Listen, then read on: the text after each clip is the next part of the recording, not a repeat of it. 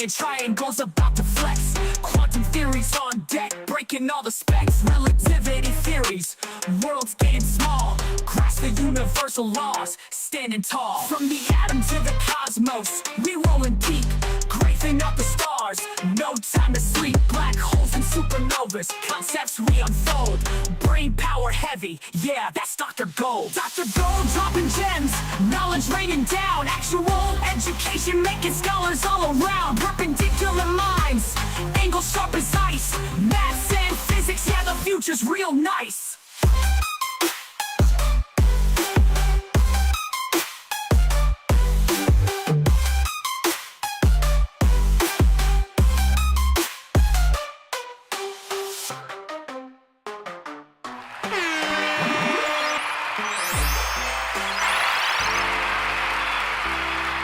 What's up? How's it going? At what point has the stream actually started? You can ask questions during the starting point. It's okay. All right, let's get this open. What's up, Chandu? I think you came by during greed. Well, it's okay. Greed for knowledge is fine. I think Chandu, you came by earlier this morning when I was teaching physics. Yeah, so I live stream. I'm teaching physics online at UCLA this summer. Very sorry. Okay. Sensation, chill, dog, please. Anyways, yeah, I'm teaching a class at UCLA this summer, so it's online, so I live stream the lectures as well on Twitch if people just want to like watch along. I can't really interact as much during that chat because I'm having to work with the students in the other chat.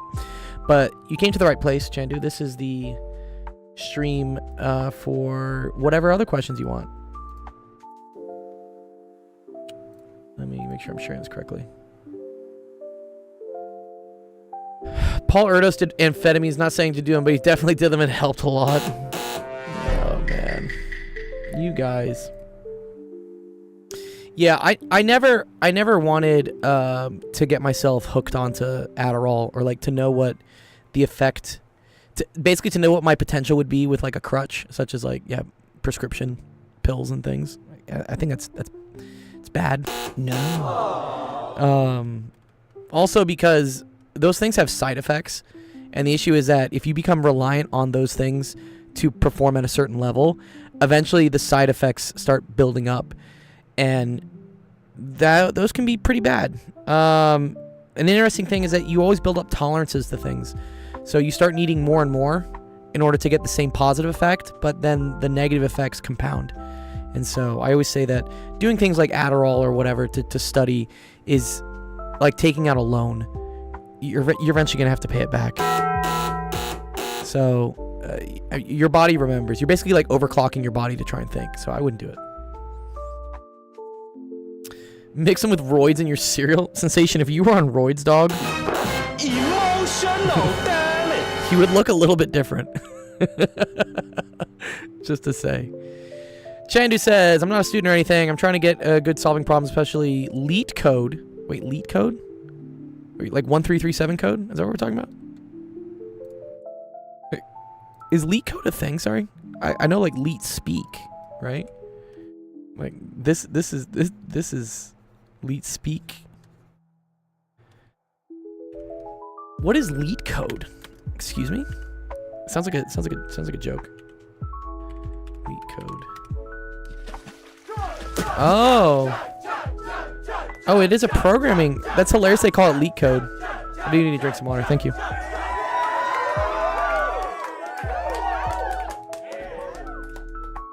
You highly recommend it? Nice. I'm glad that they call it LEET code. That's actually quite fun.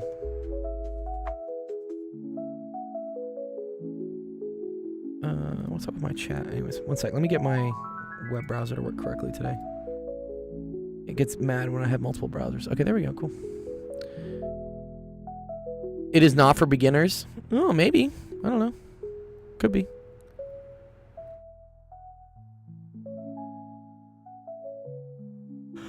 I will say it's not as much for beginners because I see like actual code here and not just connecting cute little wires to things. So. Alright, Sensation. It's okay, dude. We don't need to be like swinging our e-dick around with like, I know how to code, you don't. Oh no. That's okay. But yeah, it looks like it is at least it says prepares candidates for technical interviews. This is cool. Questions of practice. Yeah. I think I would say it's for intermediate people.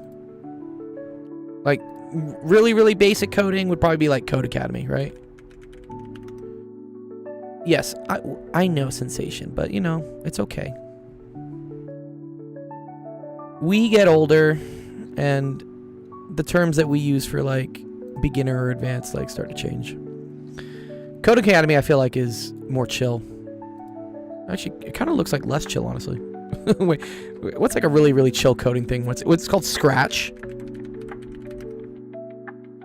Yeah, there we go. Scratch coding. That's very basic coding. That's what I would say is basic coding. Yeah, it's block-based coding. That's cool. Like anything, I hate elitism in things. And I think anybody should be able to do anything at any level, as long as you're interested in what the topic is. I don't give a fuck like whether it's advanced or not. Like, as long as you're interested in it, that's way better than probably 90% of the population that, you know, just wants to watch TV all day. Myself included sometimes. I have to say, I had like a friend had a birthday party, but he had his birthday thing be like a 48-hour birthday party. It was like there was a Friday event, there was a Saturday event, and I'm like, man, you get one night for your birthday. You don't get 48 hours. As you can tell, my voice is basically gone because, yeah, it's just partying for 48 hours. I was like, Sunday I had to just basically be comatose and just watch TV. I hated it. Rascals, I hate Scratch. If you're over 13 to 14, Scratch is overrated. Under 13 to 14, Scratch is valid. Yeah, I agree that, like, I don't think coding is going to die in the same way that, I don't know, let's define the term die. Is it going to be something that pays a lot of money for humans to do? No. Not anymore. Yeah. I will say, like, straight, just like regular coding that was usually shipped overseas to India and wherever, that is gone. That whole market has been demolished by AI. I agree with that. But I think learning to code and learning how to code is still an incredibly valuable skill. In the same way that we used to have people literally run to deliver messages, right? But did the invention of the carrier pigeon or the invention of the telegram, did that like destroy running? I mean, it destroyed running for money. So, you know, you no longer need people to go deliver messages. But the act of running still builds up a lot of strength and skills to do other things. And in the same way, I think learning how to code is invaluable for building up skills on how to logically solve problems and, I don't know, just like pattern recognition, algorithmic thinking, recursion, object-oriented programming. These are all very cool concepts that apply to other problems that you need to solve in life. And the only way to get good at those is to practice using those skills at something such as coding. And it sounds like Leet Code is kind of a playground for that. Think of it as like a gym, I guess, right? You go to the gym, they have a bunch of weights you can lift, they have a bunch of challenges you can do. It sounds like Leet Code kind of provides that same kind of like coding gym thing. Yeah, actual software engineers are definitely still getting hired. Yeah, for sure. That's software engineering. That's different than just being a coder, like just coding. And I would argue that in order to be a good software engineer, you do need to know how to code, because you have to be able to read something and like kind of diagnose it, or at least understand what the structure is so that you can come up with the big like game plan for what needs to happen. And as I'm finding out with my textbook platform, this course, just vibe coding your entire platform is a fucking recipe for disaster. Oh no. I'm so frustrated with how many times I have students email me and saying like, none of my answers saved, or all my questions got erased, or I'm seeing twice the amount of questions. Oh my god, man.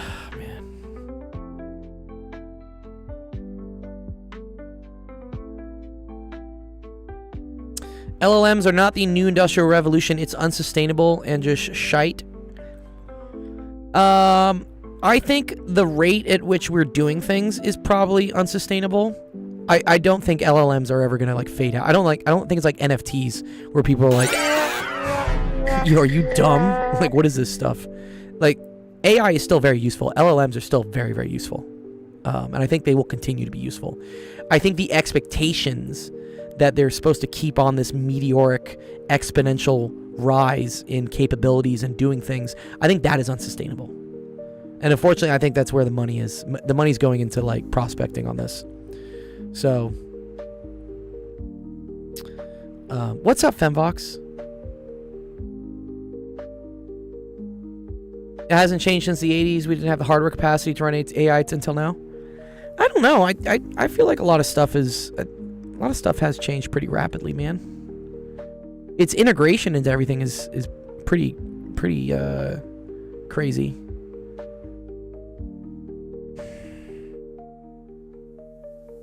Yeah, there's Moore's law as well, right? Yeah, hardware will hit a wall. We can only make transistors so small, right? I think we're to 3 nanometers now. We're at the 3 nanometer process. Yeah. I remember when like 7 and 9 were like the huge accomplishments for the whatever CPU architecture. I think we're down to 3.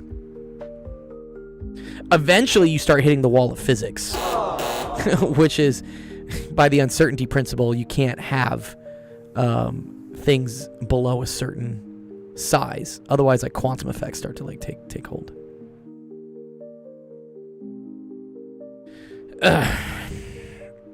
Yeah. I think we are seeing a rapid change in the atmosphere and the adoption of technology, for sure. In the same way that, I mean, would you argue that the cell phone is like the Industrial Revolution? Because like technically, well, we've had communication devices, you know, we've had ways to send messages. But I would argue that the introduction of cell phones has probably changed the world an insane amount, probably on par with the Industrial Revolution. And I'm not sure I'm going to say for the better or for the worse, but you know.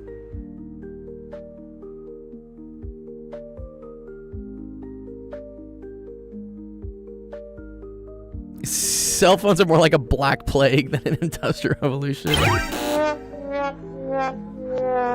I know. Yeah, that's what you can say. Anyways.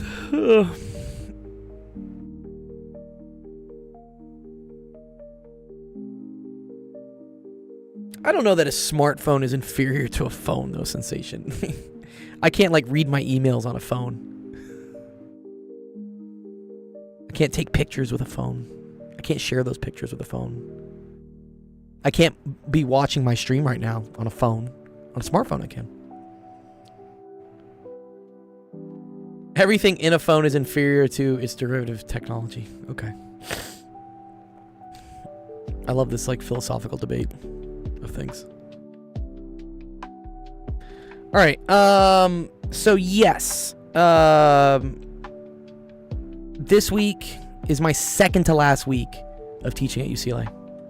Good job. I recognize I have been pretty absent in Discord for the last 4 weeks, and I apologize, but yeah, this UCLA course has taken a lot more of my time than I expected it to. Definitely more time than it did last year. And that's due to a lot of errors in this learning platform that I'm using. So I got one more week here, and then another week, and then I'm done. Oh, I have to grade, so I might need like a couple days to like grade exams. But after that, good job, we can go back to, you know, our regularly scheduled programming of office hours and fun and like chess matches and games and things. I appreciate you guys sticking around while I do this. The summer's always kind of, this is our 5th summer I've done. It's my 5th summer of streaming, and the summer is always kind of a weird time because not many people are looking for help with homework, which is what we primarily help out with. And so I've always like come up with like different things to like keep people involved. One year we did like an SAT studying course. That was fun. We've done summer camps a couple years. I was going to do it this year, but man, dude, I just got overwhelmed. I just couldn't. I just can't. I literally just don't have the time.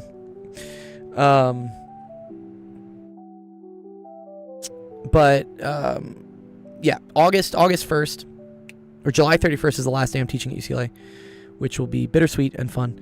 And then after that, I got like 3 or 4 weeks before I head off to Burning Man. So maybe we'll do like a fun little mini tournament for August, because I'll be done with UCLA.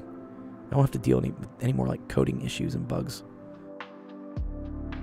So also tomorrow office hours will be much earlier.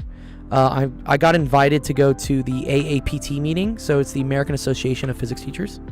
Pretty cool. Usually it's like a $400 ticket, but because I teach physics, and I know some people that teach physics, I got invited to this. And it's in my backyard. It's in Pasadena. I live in Los Angeles, so I am going to go to this tomorrow after my lecture at 2 o'clock. So I will not be able to do office hours at our normal evening afternoon time, because I will be at this conference seeing a bunch of other physics teachers and what they do, networking and stuff. But we will have office hours an hour earlier. If you want to see the time I'm going to do that, we always have our calendar at actualofficehours.com. Go to the streaming schedule, and there it is. There's our new office hours time for tomorrow, because then I'm going to the meeting in the afternoon. Brasco says, I just don't like it because now I have to hear dumbass teens who spend their entire day locked in their room watching TikTok say stupid shit like 6'7". Oh man, it's okay. We did pretty dumb shit too when we were their age. I just don't think it was as broadcasted. It wasn't like people heard about it, but it wasn't as easily viewable. I definitely did some dumb stuff as a teenager. No philosophy, just an unk-like hatred for what the youth find funny for some reason. We also found like pretty dumb stuff funny. I like when you said, Breskles, that our brain rot used to have, what was it, culture, or it used to be more smart. I forget. There was some word you used for like the memes, or maybe it was the memes. The memes used to be a lot more clever back in like the 2010s for sure. I will agree that some of the memes in today's like brain rot culture don't make any sense at all. They're just ridiculous, and the reason they're memes is just because they're ridiculous. But then again, I mean, we had Ican has cheeseburger. Like, why was that funny?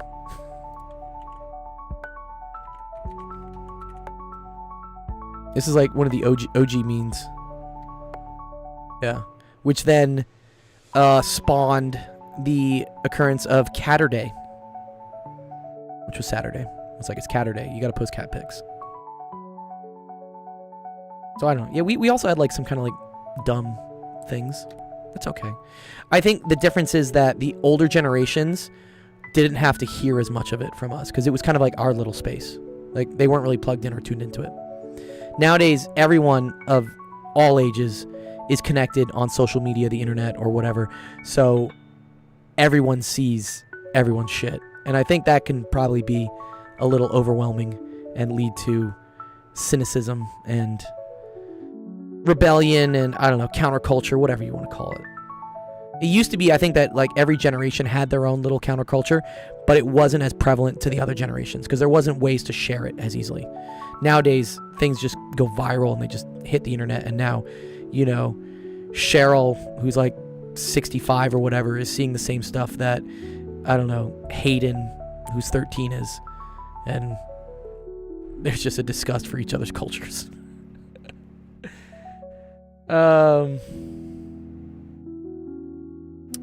It's not even a youth thing here. The only youths that like that stuff wear tracksuits. I don't expect you to know exactly what that means, but it's not good.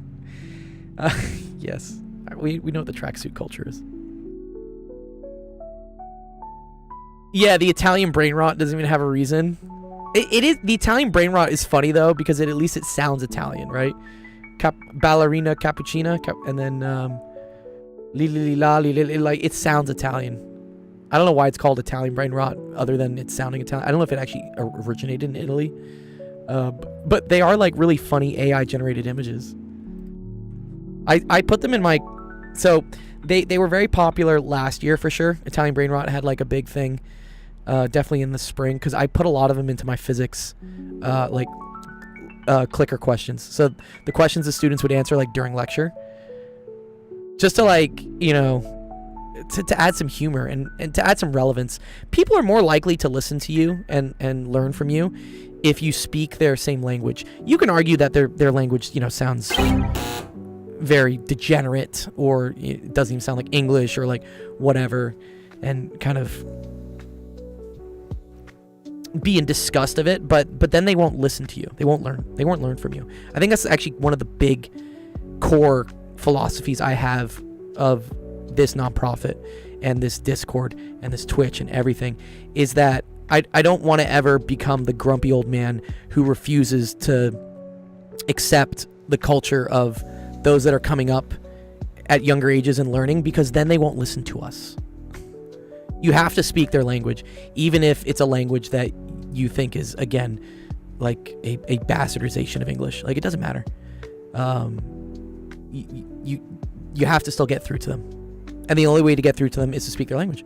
So I will adopt sometimes these like cringy or nonsensical memes, because it's the gateway into getting that generation to also listen to you when it comes to, hey, like, should I take math classes, or like, is physics cool, or why should I learn biology? Otherwise, I don't know, you become unk that no one wants to listen to. And what's the point then? I could just go to a dive bar and just go talk to people my own age and bitch and moan about like society, but that wouldn't be helping anybody.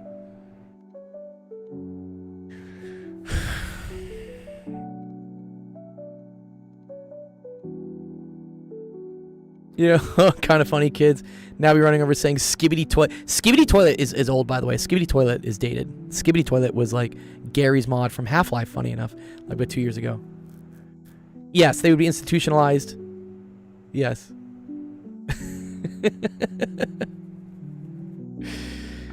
Well, it's our job. It's our job to try to improve their intelligence. And sometimes that means speaking their language. So that's my philosophy. All right.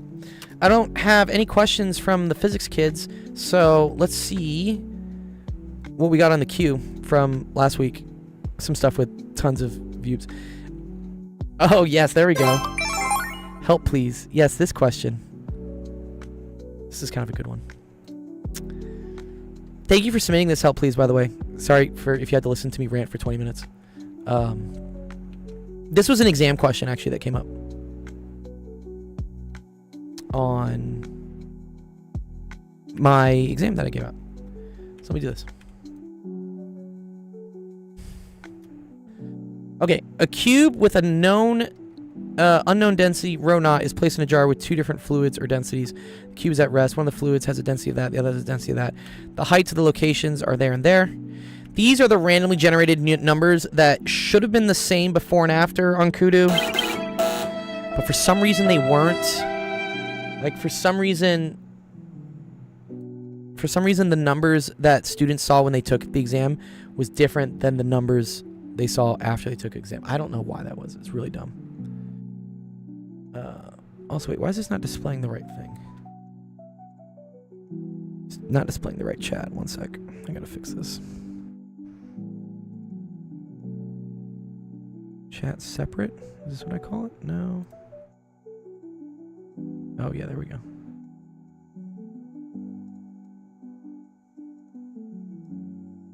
Why is it capturing there, though? That's wrong. What the hell?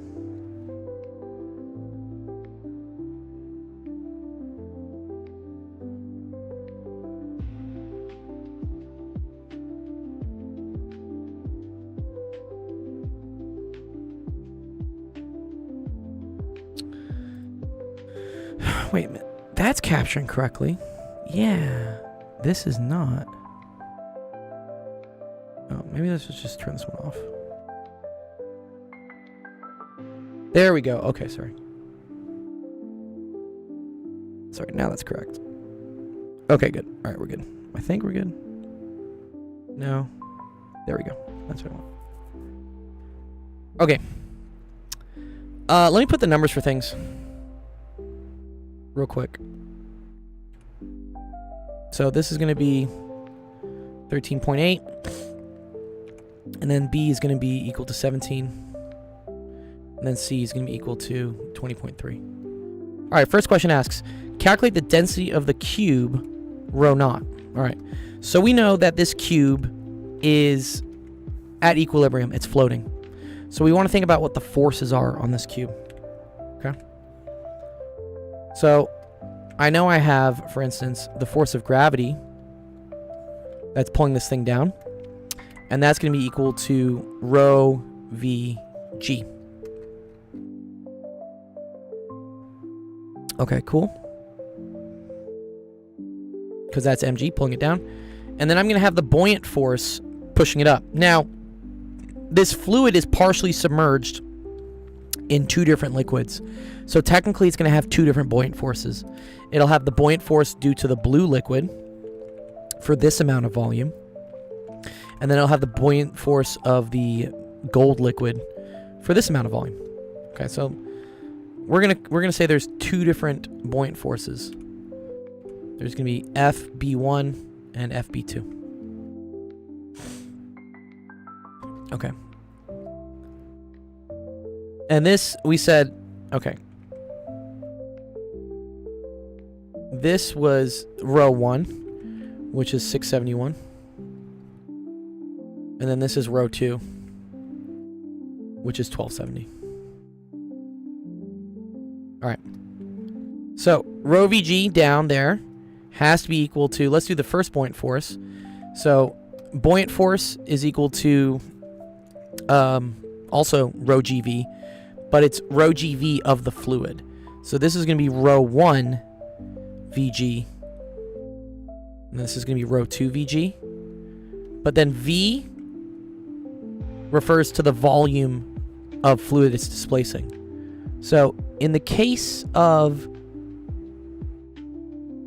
here, this is like V total. So for the cube, it's the total volume of the total cube. So that's going to be, and then did we say, well, we're going to figure out rho. Okay, so this would be rho.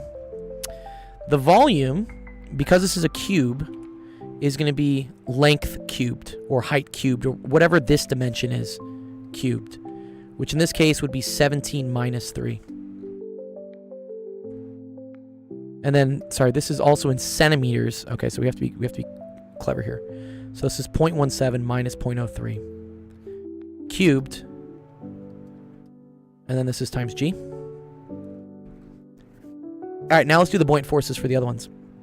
Okay, so for this one, this fluid, we're going to look at this amount of volume, which is going to be 17 minus 13.8 for the height, but then like the depth and the width of the cube is the same as it was here. So this is, for instance, the same dimension for the width and the depth of the cube. So this is going to end up being rho 1. We'll say this minus this to get that length. So that's going to be 0.17 minus 0.138. And then that's going to be times g. Well, sorry, volume, right? So volume is going to be that, and then times the other dimension squared. So 0.17 minus 0.03 squared. Okay, and then this one will be rho 2. And then that amount of volume of liquid that's displaced is 13.8 minus 3. So I'm going to say 0.138 minus 0.03 times the other length times depth, which are the same, which is 0.17 minus 0.03 squared. Put the square outside. There we go. So now I just need FG to equal FB1 plus FB2. And so that's going to be row 1. Here, I'm just gonna copy all this. I don't have to like do it all again.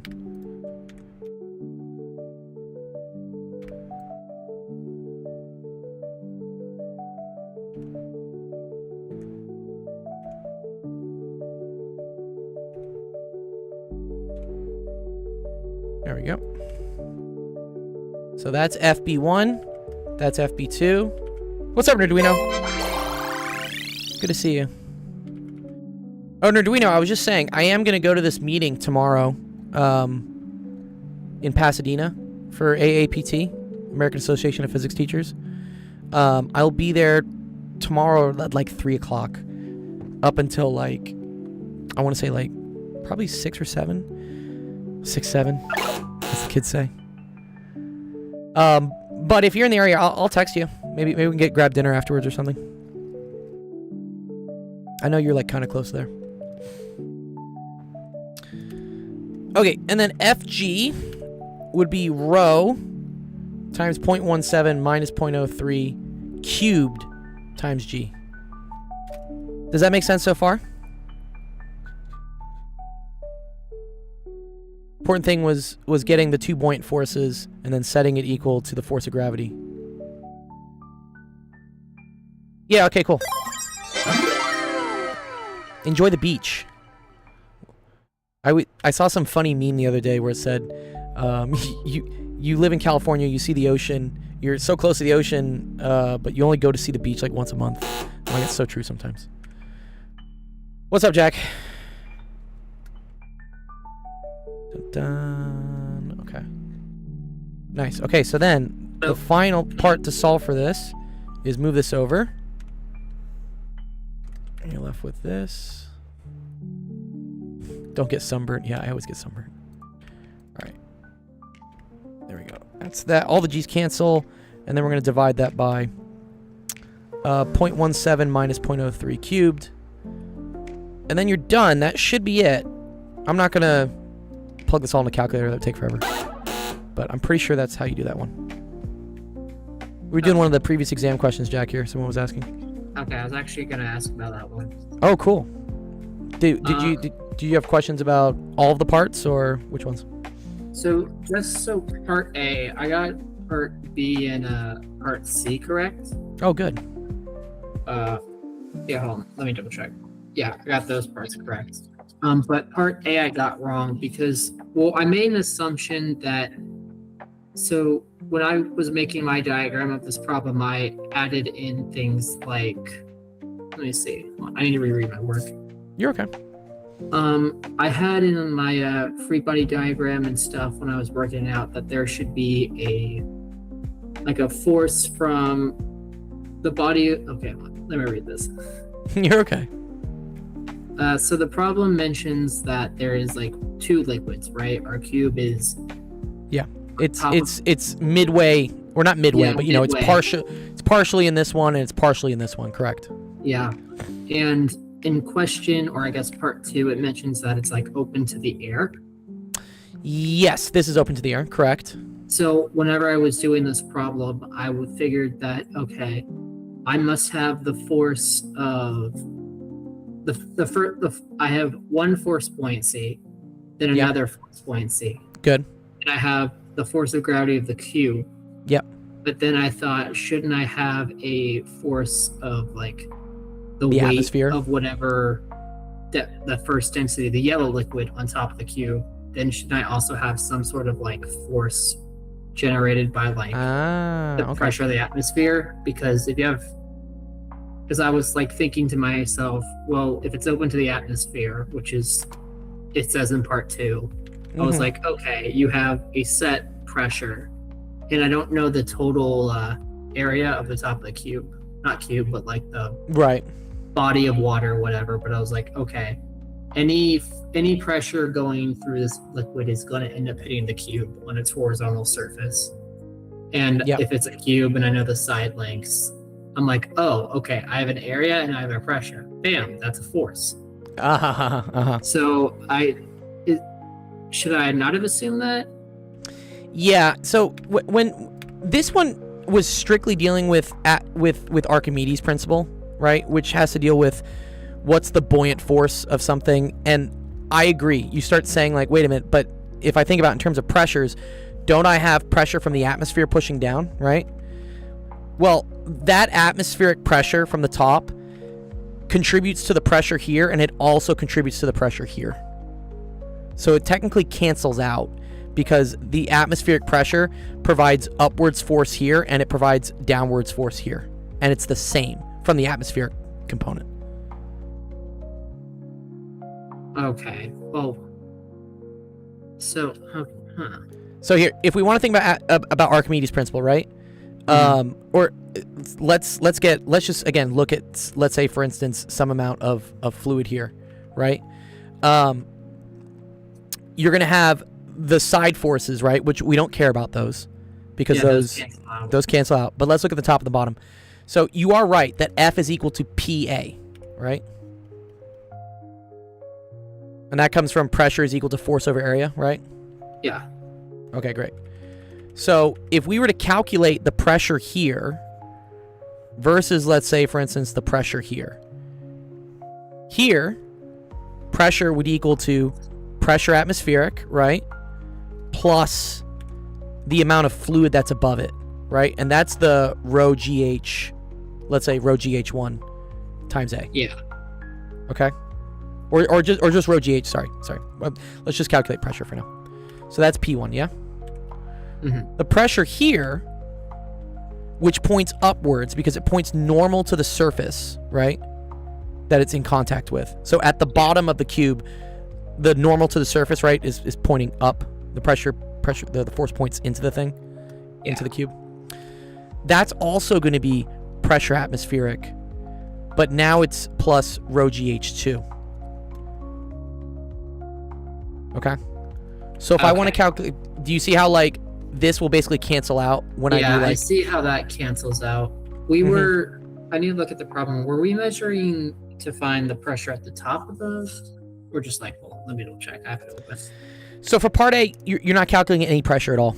You're literally just calculating forces. The density. Oh, okay, yes. That's right. The reason why in part 2 I have to say open to the atmosphere is because when you're thinking about now fluid is leaving here, I have to consider the pressure from the atmosphere. Is it able to affect the liquid here, or is it only affecting the liquid on the outside? That's why I put it in part 2, really. Okay. So my understanding is whenever the pressure from the atmosphere is acting on the top of the open liquid, that pressure is going to act throughout the entire cube. Throughout so the entire liquid too. Yeah. The entire liquids. This is another principle. I forget whose this is called, but yeah, anytime you add pressure somewhere in a liquid, everywhere in the liquid also experiences that same increase in pressure. Okay, that's why it cancels out in all directions. Then why did we not count the weight of whatever the density of that yellow liquid is on top of the cube? Oh, on top of it. Yeah. Because the let me think. Because I mean, I think you gave us a value for like the actual density of it, and I mean, if you subtract like the gap between B and A, like you could theoretically come up with a volume to try. Well, I guess. Yeah. You could. I guess you couldn't come up with a. Well, I mean. No, you can't because. Area. No. You know it's a cube though, right? You know it's a cube. So you know whatever this dimension is the same dimension as the depth of it, and also the same dimension as the width. The only thing that's changing is the height. So you can get the volume. You can definitely get the volume here. It just ends up being that it's that B minus A, then times the other term squared, times whatever this L is.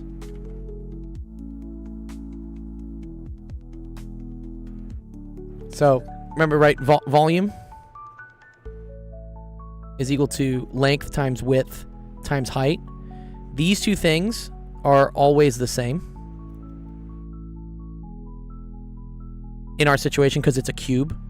And the height of the, I guess, rectangular prism in this case changes based on like what height cross section of the cube you're looking at. If you're looking at the whole cube, then length and width and height all equal each other.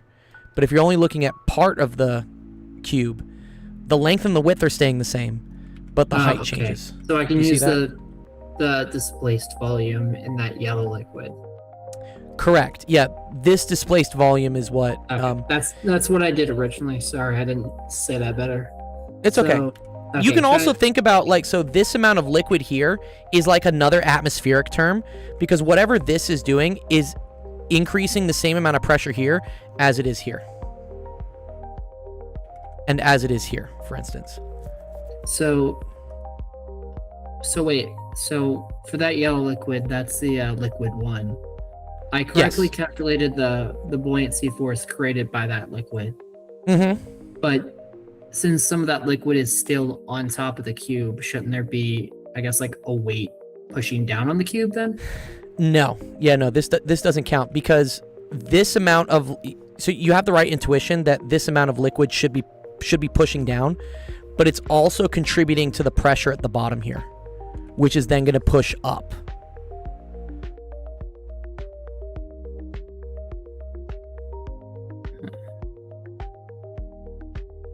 Oh, Yeah, let's say you weren't doing it by any like sort of like displaced liquid thing or whatever, right? mhm. You would have yeah, if those weren't in balance, yeah, exactly, yeah. You have this amount of fluid above, right, which is creating a pressure here, Yeah. and then here you have this amount and this amount adding to create the pressure here. Yeah, you have pressure, I guess, equal on... Well, would the pressure be equal on all sides? Because the yellow liquid, right?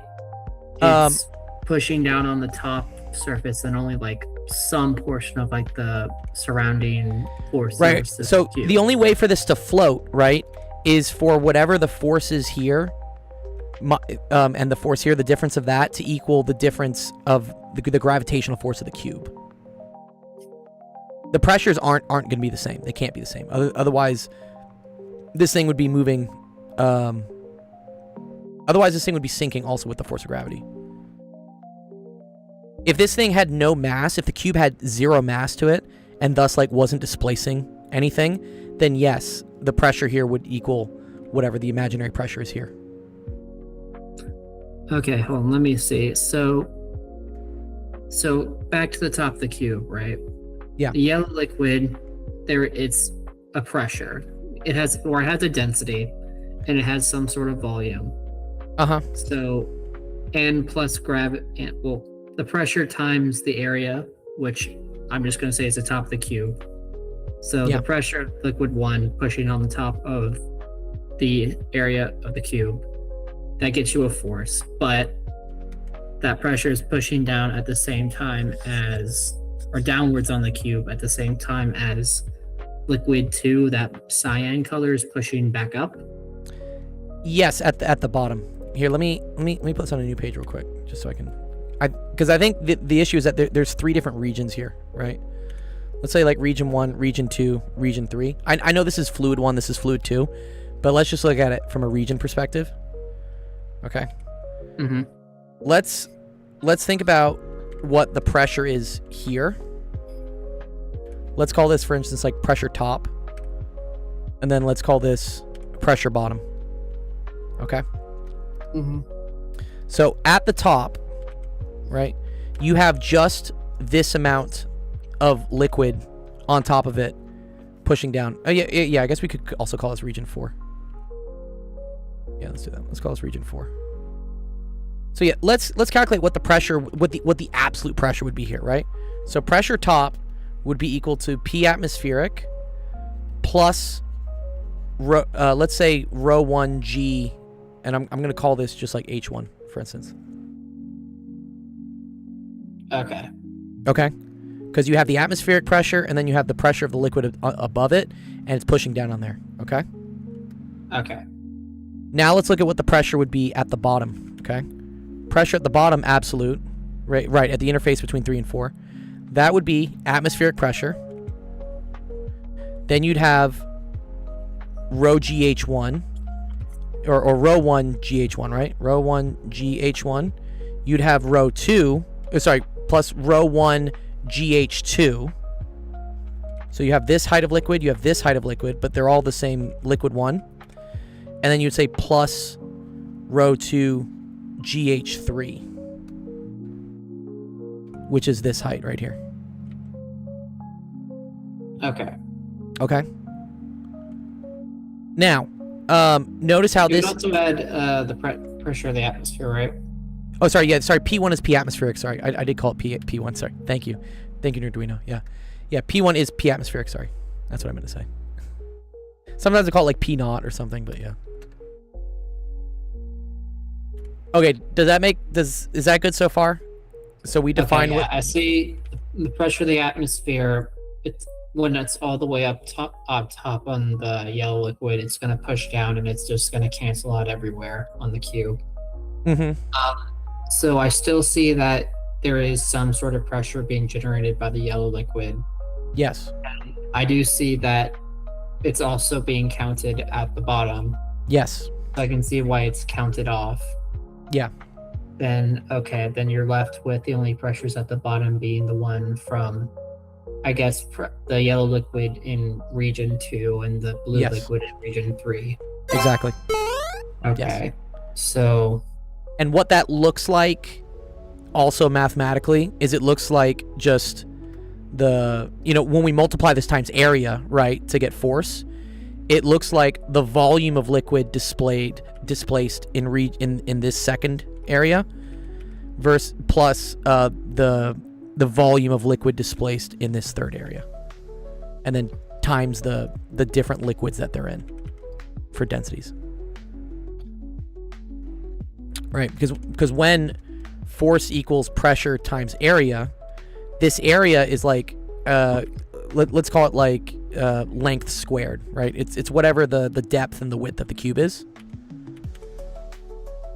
So now you get rho 1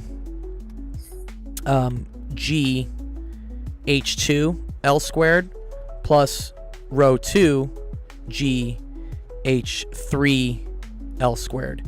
And this right here, right, that's the volume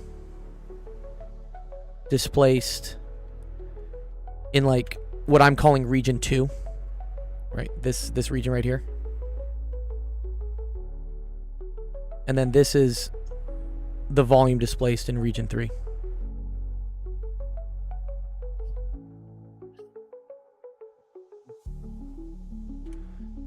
And then it's the volume of liquid displaced, and so it's specific to that liquid. That's why this one is rho 1, because the liquid that volume is displacing is the rho 1 stuff. And then in this case, the volume that's being displaced is the rho 2 liquid. So that's why we use rho 2.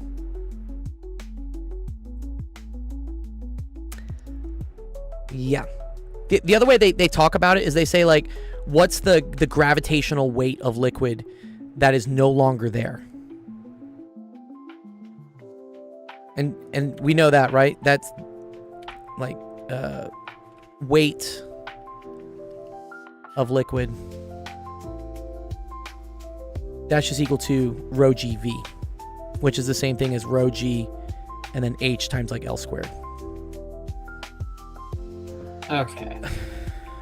I think, yeah, I definitely think I could have done what I did first was I did a free body diagram. Yeah. Like, I kind of drew some of the pressures, but I guess that would have probably saved me some time. Mm-hmm. Okay. Yeah, that makes more sense. Do you mind if I'll be right back, but do you mind if I take a picture of this? Yeah, for sure. I can just send you the screenshot here. Well, can I put screenshots? Here, let me just download this as a PNG for you. Jack. You want this one? Just this one, or you want this one as well? Let me give him this one as well.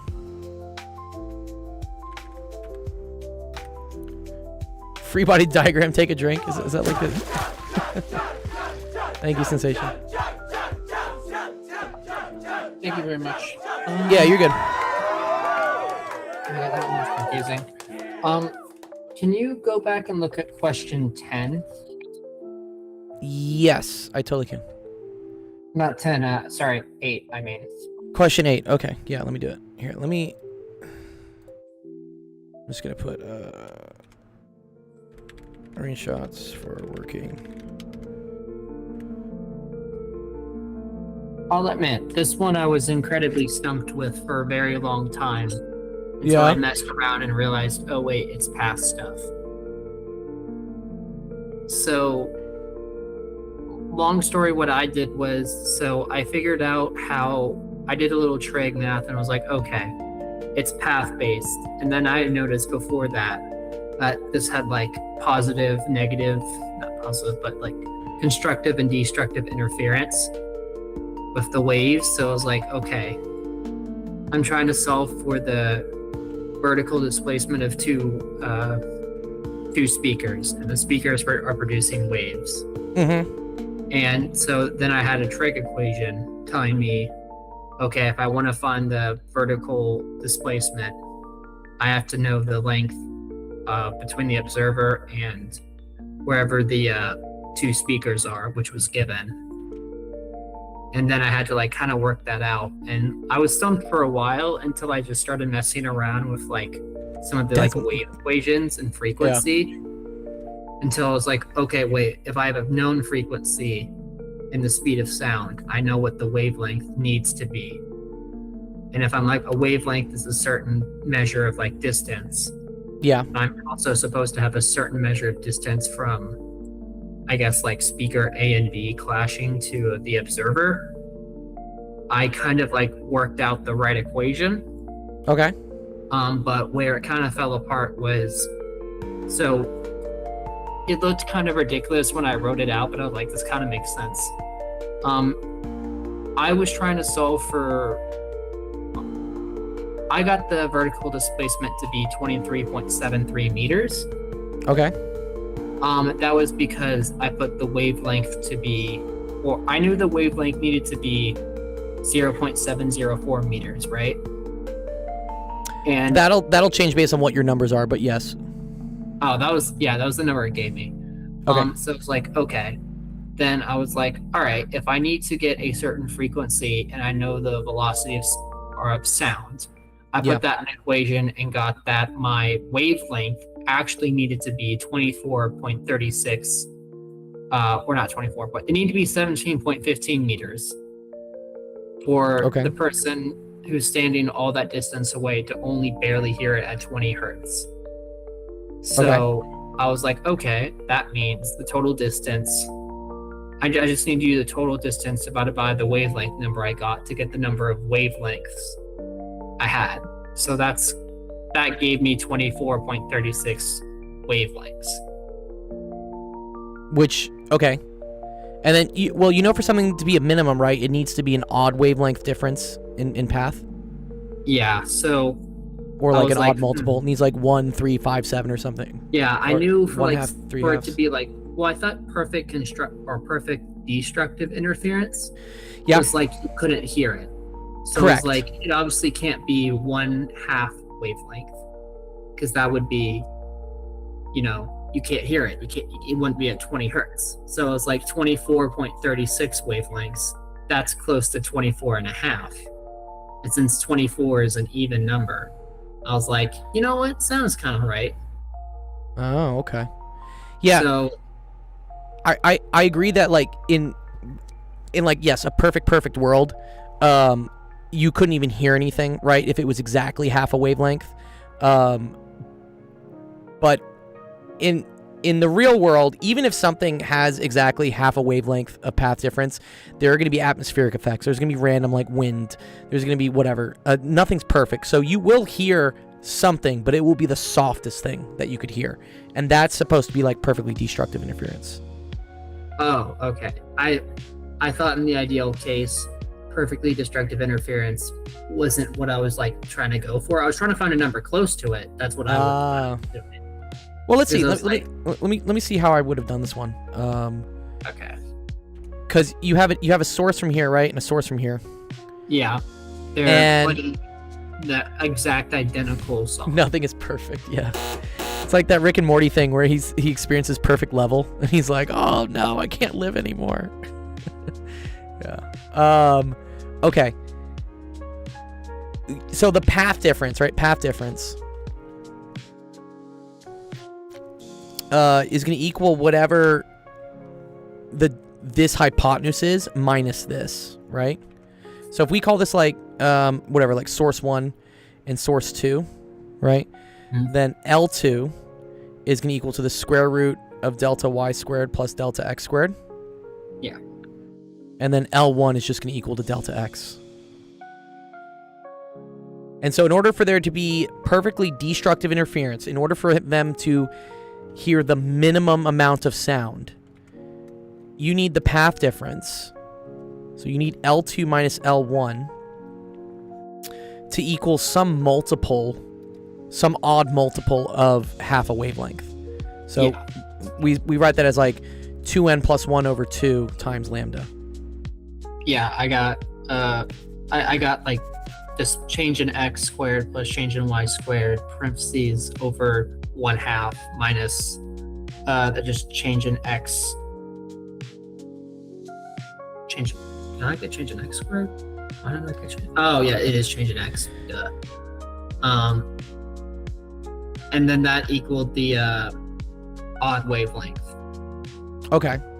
So I got that far and I ended up getting to the point where I was able to work out my equation and rearrange everything to the point where like I had it right.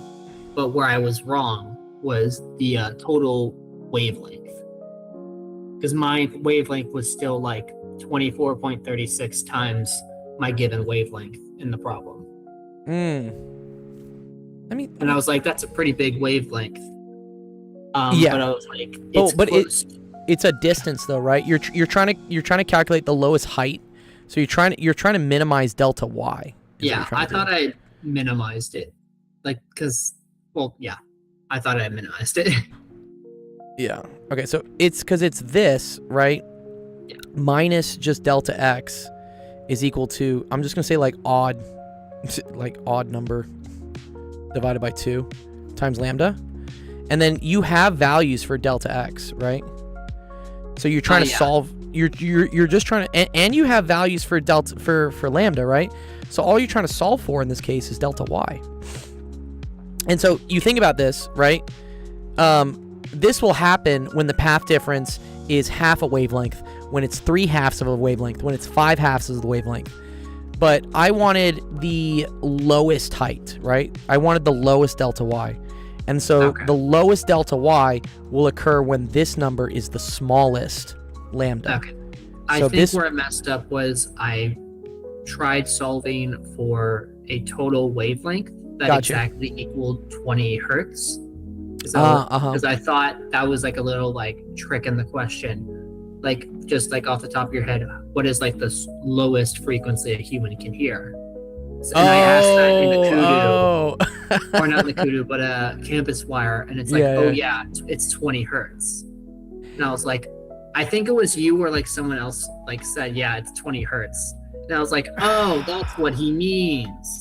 Yeah, no. That's what. Sorry. Sorry. Yeah, minimum sound. Yeah, I wasn't. Yeah, I wasn't thinking about like hearing, right? What weren't referring to like what's the lowest frequency the human ear can, the lowest frequency the human ear can, I think it's like 38 hertz. It's 20 hertz. Is it? I read it in the text. It's like 20 to 20,000 hertz. It is 20 hertz. Oh, okay. I just know in like audio production, no one really does anything below 40. It's just silly. It's just useless. So that's why my odd number over 2 times. Yes, I get you now. So fucked up. I get you. So. But interesting. So wait, what did you do with this wavelength then?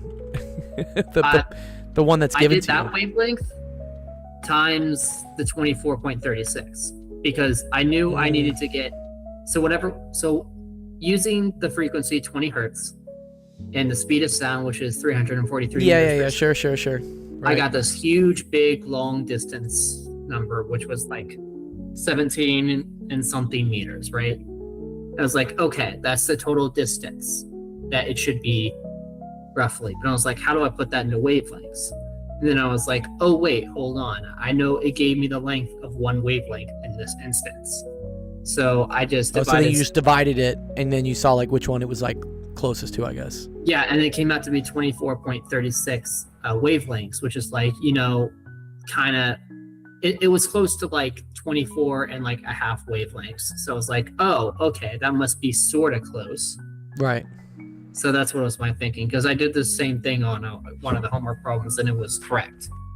So which homework? I'm pretty sure this one was also like close to a homework question. It was. It's the one with like the expanding freaking. It wasn't a door. It was something. Oh, the YouTube. Yeah, it was close to that because it was. That was also an exam question though, right? I was glad you asked this one right during office hours, because I was like, oh, this one is like exactly one of the questions. Yeah, because in that one, it's iterations, like you're growing, like your, I guess your path of travel, or like, you know, like your path of travel, and that's what I was thinking. We're changing our path of travel based off our whatever our vertical displacement is going to be. So I was like, it's not that far off. And I'm like, I'm sure you're going to have a fairly large number, because whenever I came out to be 23.73 meters, the distance it gave me, the change in X, was like 7.8 meters. So I was like, oh, it's really big. But I'm like, it's only like 3 times as large. So I was like, not crazy. So I guess where I was wrong was, I think I just made a false assumption. Yeah, it's okay. Yeah, you thought that minimum sound was minimum frequency instead of just I thought you were trying to like perfectly negative interference. So I thought you weren't asking for perfect destructive interference. I thought you were asking for like a very particular. Got you. Yeah, that's okay. That explains that. All right, cool. All right, well, that was fun. All right. Then, can I ask a few questions about the exam then? Yeah, for sure. What's up? So, so it opens on 12:30 Pacific time. On Friday. It's shorter than the last exam, right? The window to work on it? Yeah, the length of the exam is the same. It's the same 442. But the window is going to be 8 hours instead of 12. Okay, got it. So, all right, I know when that closes for me then. Is it like, going how to be long? like? How long did the last exam take you to do? Just like honestly, I'm just curious. It took a while. I'm not gonna lie, because I was like, I think it's one. Also, this is an accelerated class. And like once this is a tough down, class. It is. It's a very tough class, man. Yeah. Because once you sat down, I was like, okay, this looks familiar. Like, admittedly, I started with like the not multiple choice, the last 2 questions, the one that were like 30 points each. I started with those first. So I was like, I went through and I was like, what topics is this related to? And I was like, okay, this one's the hardest. I should probably do this now. Okay. So that one took a while. I also think like, obviously I made a few mistakes here and there, but overall wasn't like terrible. But I would say, I don't know how other people did, but if I were given this is like, for I guess like a midterm exam, this length is like way longer than what I usually see in other classes. Sure. Yeah, no, in a class you'd only get 50 minutes, and I'd probably have to cut this in half. Yeah, to be honest, for sure. Oh, I don't know if I could. Well, I think I could finish that problem. I think I could finish the test. Let's say, for instance, you only had to do 2, 2, and 1. So instead of doing like 4, 4, and 2, let's say you had to do 2, 2, and 1. Do you think you could do that in 50 minutes? 2, 2, and 1. 2 being multiple choice. 2 being 2 numerical, and then 1 free response. Would the free response be the same, like 3-part questions? Yeah. In 50 it would be close, minutes? probably. Yeah, in 50 minutes. Also, the numbers wouldn't be as terrible. The numbers are terrible because it's a relic of like in the past of us wanting to use random numbers for every student so that it wouldn't be as easy for them to like just copy numbers from other students. So like when I do in-person tests, I make the numbers nice. They're not randomly generated because I don't need to do that because everyone's in the class, everyone's sitting there, everyone's taking the exam.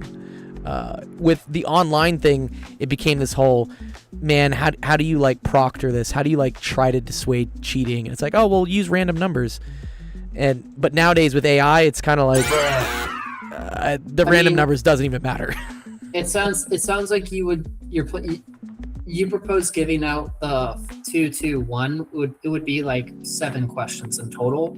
That is still more than like, I mean, keep in mind, I haven't done like 5 years at UCLA, but like, yeah, that would still be a lot of questions for like a 50-minute exam in my sure. opinion. Okay. No offense. It's just like, no, dude, no offense. No offense taken. Because like whenever I think of like taking a midterm exam, it's usually just like, in my experience, someone just does like one huge free response question and like maybe 1 or 2 multiple choices, but like it's also like a rush to see if people even finish. And I hate that. I would hate seeing. So what I would usually do when I would do my in-person exams is I would give the exam to the TA and see how long it took them to do it, and then multiply that number by 2. So if it took my TA, for instance, 23 minutes to do it, I would say that, and you know, the TA is a graduate student who's like, you know, super god beast at physics, but I'm like, I feel like an undergrad can at least be half as fast as a grad student. So I would double it. And so if it was like 46, I'm like, all right, cool, we're on the money. But yeah, thinking about it, yeah, maybe the 3-part FRQ would be too much to put into a 50-minute section. So maybe it would be like 1, 1, and 1. I still think I want the 3-part FRQ because it's fun. The FRQs are the more interesting, I say, like your moment to shine type questions, because there's different ways to solve them, and they're scaffolded so they build on each other. Whereas like multiple choice is just like, bruh, it's either like A, B, C, or D. And you're just like, whatever. I would say, I mean, I also think this class is an accelerated class. Yeah. So I feel like it would be very difficult to do a class, or it would be very difficult to give out an exam every 2 weeks, 3 weeks in this class, and have it be the same length and time as other classes exams. Even though it's the same amount of content, it's obviously compressed. Yeah, it's even like super compressed from a teaching standpoint. I run out of time constantly. You'll notice in lectures, like towards the end, I'm like, oh shit, like we're gonna go over. And that's even me like cutting out a lot of topics that I kind of want to cover, but I just don't have time for it. Okay. But I guess back onto the exam. So it's 8 hours. Yeah, window will be same pace. Same pace. Same everything. Hopefully, Kudu shows the right numbers before and after this time. Okay, it's still on Kudu. It's still we can on ask Kudu. questions on Campus Wire, etc. Yeah, you're fine doing that. Still get an equation sheet. Mm-hmm. We can still use like our homeworks and like if we have our homemade equation sheet. Can we do that? You can go back. You can go back through. Yeah, I mean, I can't prevent you from doing anything, technically, but yes, ethically, you can still use your own cheat sheets. You can still go through previous homeworks. You can still even go through previous lectures if you want to. Yeah. Okay. All right. Because what was it? Because I have a couple of homework questions for homeworks 5 and 6 that I did. Yeah. Mm-hmm. And like some of them were. Let me see. Let me go look through it.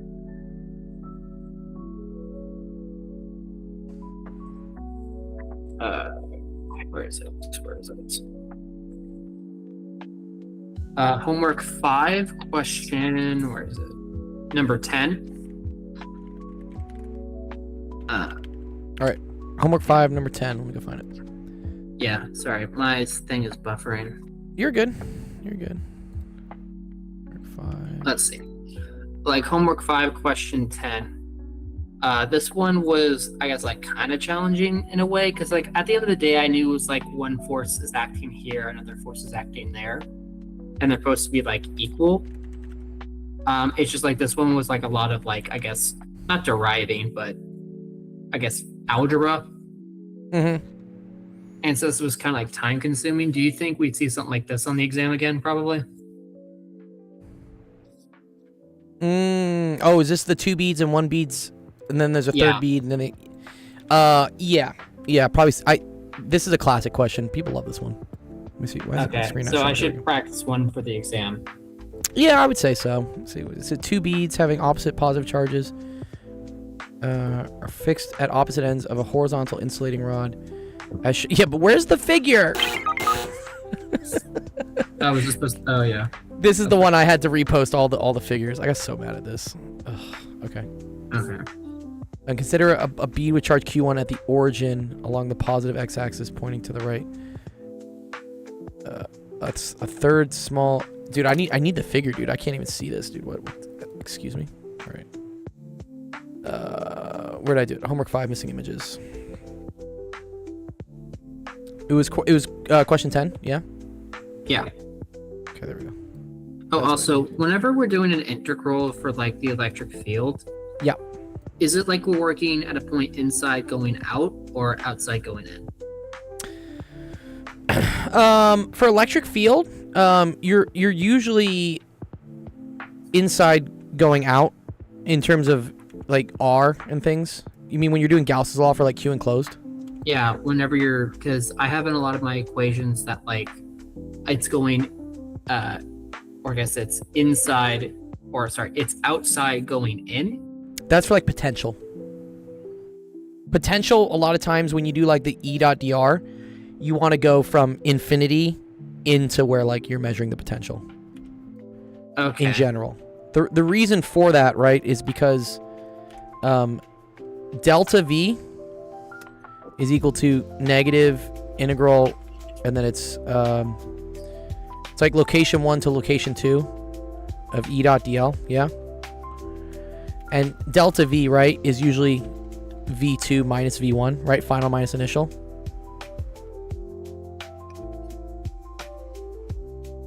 So Okay. do you see how like potential is always like referenced to something, right? It's always minus something. This is always like the reference potential.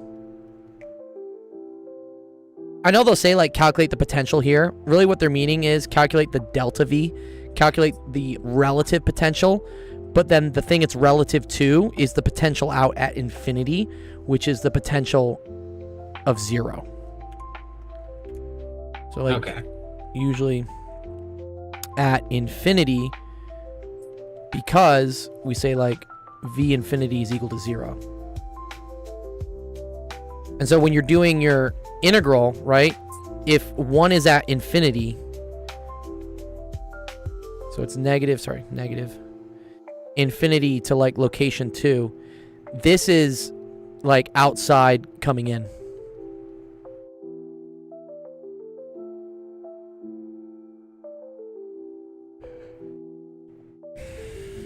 Okay. Sorry, I'm reading up for something real quick. You're good.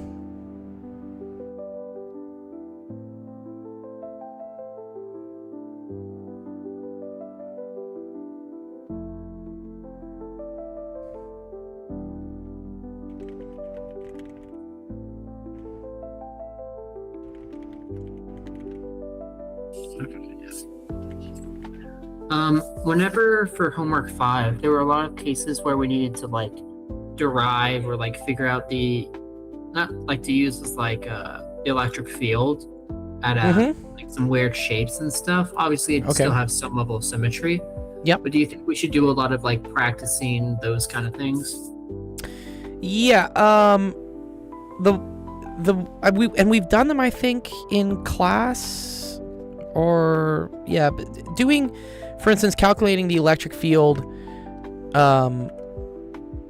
When you have, what is it? It was like a rod of like a certain length, and you had to calculate the electric field here.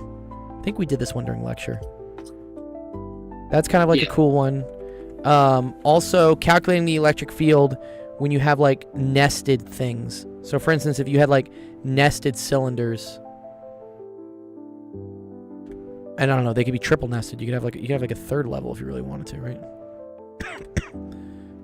These are important. But you can also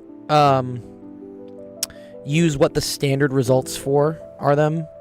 What the standard results for them are, if it applies. So for instance, for spherical things, you don't have to like rewrite the integrals out all the time. You can just be like, oh, okay, well, it looks like a point charge, and that's kq over r squared. Cool, great. I think the other big one is for cylinders. I want to say it's 2k lambda over r.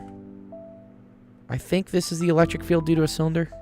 Yeah, like I have that down in my equation sheet. Yeah, you can just use that. Okay. You can just write. Yeah, I'm not gonna make you rederive it. If it applies. So okay, so I won't have to like rederive stuff. Okay, that's awesome. Correct. Because like I understand how to like do it. It's very time consuming, and it can be. Yeah. If you don't have a symmetrical object, I'm like, oh hell no. Yeah. So if it's not symmetrical, I would say also if the charge density is not uniform, you need to do the integral, right? Because then the integral turns it into something else. Okay, so if the charge density isn't uniform, you have to integrate, I assume. Yes. Yeah, for sure. Okay, got it.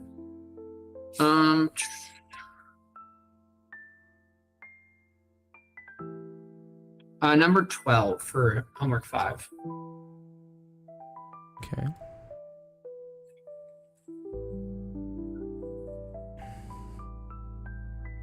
Mm-hmm. Yeah, the Taylor expansion one. This is a good one. Yeah, my question was, I haven't like really practiced Taylor series in a while. I don't think I have it on the exam. I don't think I make you do it. Okay, because this one cannot be solved without doing a Taylor series. Yes. It's very cool, though. You should know how to do it. It is cool. Just in terms of, like, in doing physics, like, knowing how to apply a Taylor series is, like, very, very useful. But I don't think I have a Taylor series question on the exam. Let me just check real quick.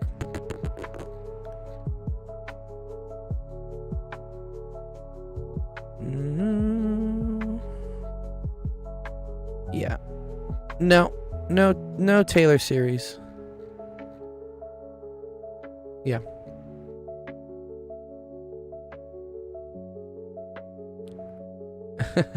Yes, Raven, I do shake my legs a lot. I drink caffeine. Yeah. You don't have to know how to do that one for the exam, but you should know it in general. It's kind of cool. Okay. So for like question 12, should I really study this one? Let me go find it. Because it's basically trying to find the electric field. Based on finding the electric field at a point, plus the electric field generated by a ring of charge. So there's like a point charge, a vertical distance from the concentric center, and then you should know how to calculate the electric field from a ring of charge. That is useful to know.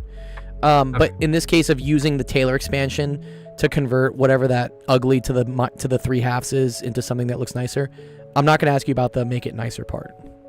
Okay, because I understood that there was going to be like a total electric field at some point. So I did like the electric field of the point, plus the electric field of the ring. Good. Yeah, that's good. That's all you really have to know. Okay, because I just plucked off the equation, what's the electric field of the ring from my cheat sheet. Mm-hmm. So that made it a lot easier. And so I got to that point. It just, after that, when it started getting into like Taylor series, I'm like, I don't know how to do that very well. Yeah, no, it's okay. Yeah. The Taylor series thing is something that if you ever take like upper division physics, you definitely want to get comfortable with using that. Okay. Let me see. Do I have any other questions from this one?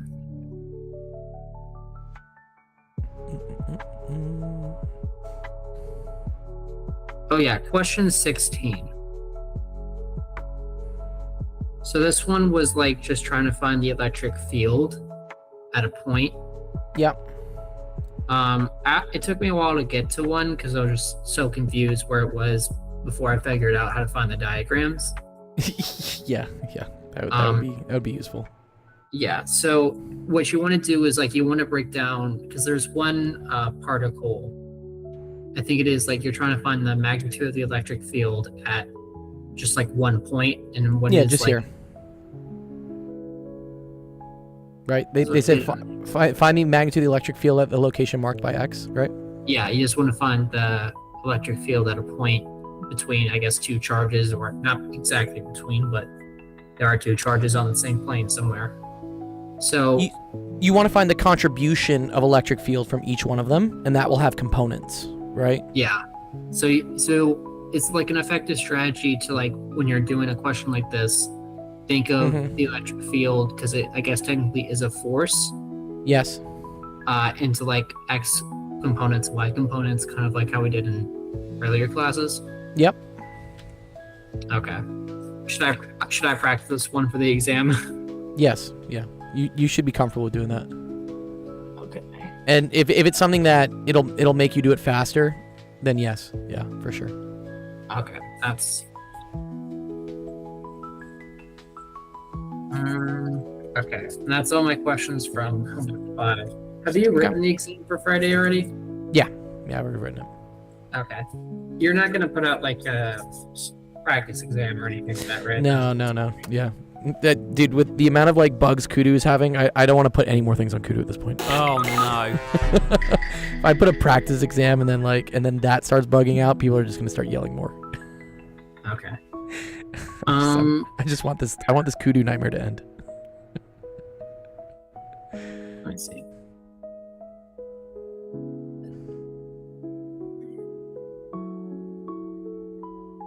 So what is this exam gonna go over? Because I wasn't able to make your lecture today because I'm just trying to like do other stuff at the moment. You're okay. Yeah, today's lecture was, we did like resistivity and current, which I want to say, is it on this exam? Sorry. I assumed everything covered up until last Friday was on the exam. Definitely up until last Friday. Because you would have had like 2 weeks of stuff since we covered waves. Yeah, let me see. Charges, electric field, potential.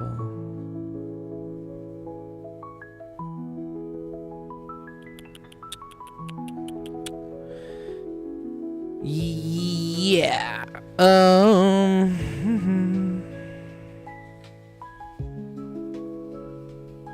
Yeah. It's I don't think it's anything that I covered today. Okay. Yeah, exam 2 is literally what we covered after exam 1 up until last Friday. Okay. The final exam will have a lot of what we do this week. And there's like some special fun topics we do on the last week for like day 1 and day 2 before I just do like final review things. So the final exam will be weighted more heavily towards the stuff that wasn't covered on exam 1 and exam 2. Okay.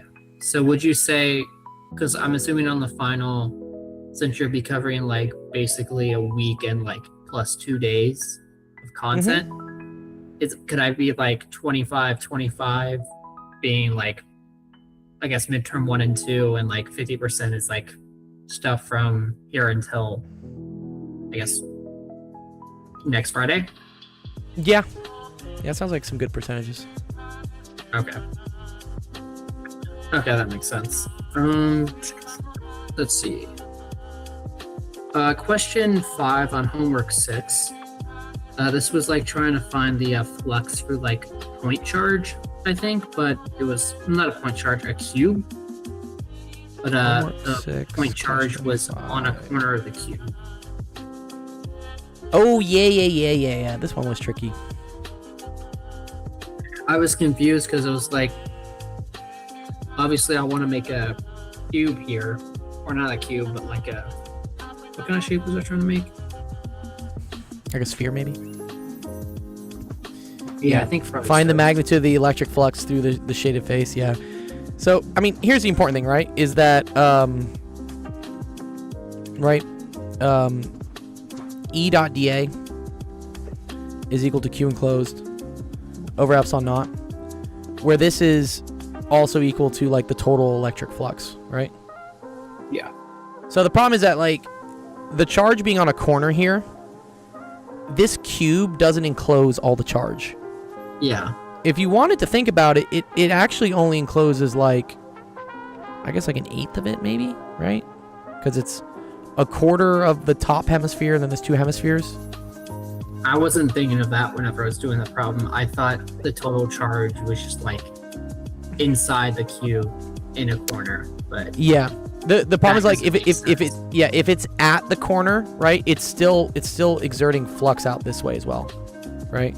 So this amount of electric flux isn't getting captured by this integral. okay, yeah. So what you do have to end up doing, this is kind of it's a cute trick, is you build a bunch of cubes around it. And you say, okay, well, how many cubes would I need in order to enclose the whole thing? In that case, I guess it would have to go down as well, right? Yeah. Because you need to cover the bottom part as well. Yeah. Is that the way they want us to do it? Do you put a third Yeah. one out? Is it a 3x3x3? It's a 2x2x2, but 2x2x2. so that captures all of the charge, but then it wants you to find the ones with the shaded faces. Right, yeah, and so you have to ask, okay, well, how much of the area is just this one shaded face, right? And so there's 6 sides to a cube, and each cube has 4 of these squares.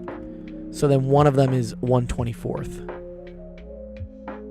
of the area. Yeah, so you get 8 cubes, and then each cube has, let's see, I guess 3 sides that has flux going through it. So, okay. Well, wait. 8 total. No, there's 24 total faces, right? Well, there's 6 faces. Yeah. There's but- 8 cubes, but only 3 faces of each cube is getting exposed with flux. No, I don't think so. Wait.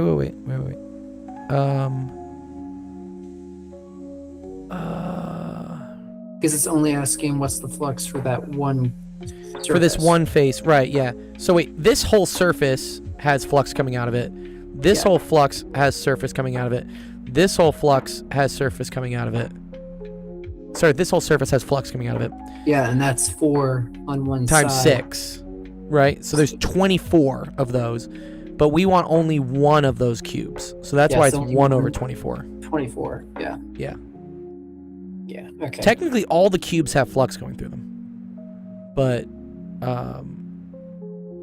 that's the electric flux just due to one side, one of the faces. Yeah. Now, this would be terrible for measuring an electric field, right? Because this is not symmetric, right? This face is like not the same distance as the top face.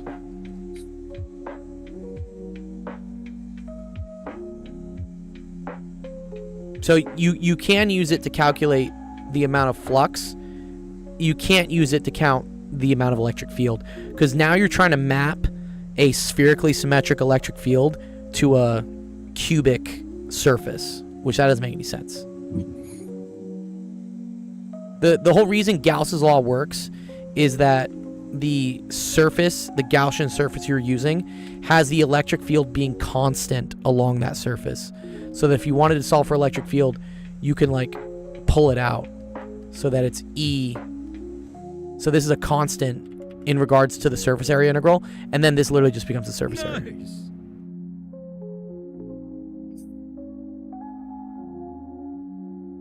Okay. Khan Academy. Not quite.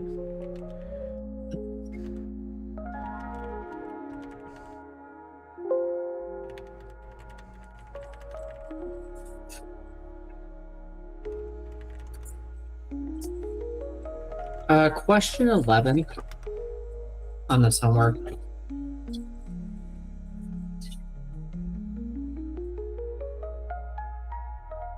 Okay, question. What's that? I'm reading the chats. Someone said, both ways of calculating arrive at the same results. So the first method of saying 6 sides in the big cube each contain 4 faces, whereas the person on the voice chat, which is you, said 3 active faces for 8 cubes, 1 cube at each corner.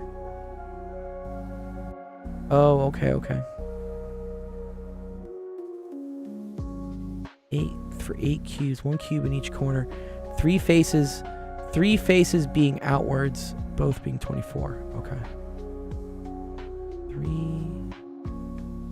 Oh, I see what you're saying. Okay. Fascinating. Okay. All right, sorry. Which number was it? Number 11. On the same homework? Yeah. Oh yeah, this is a fun one. Should I definitely look over this one? I think I know so. I keep asking, but He's like, I'm baiting you, dude. I'm baiting.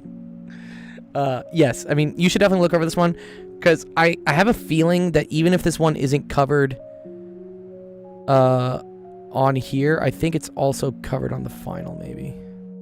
I do like this question. all right. Okay. So I'll probably see something similar to this on the midterm then.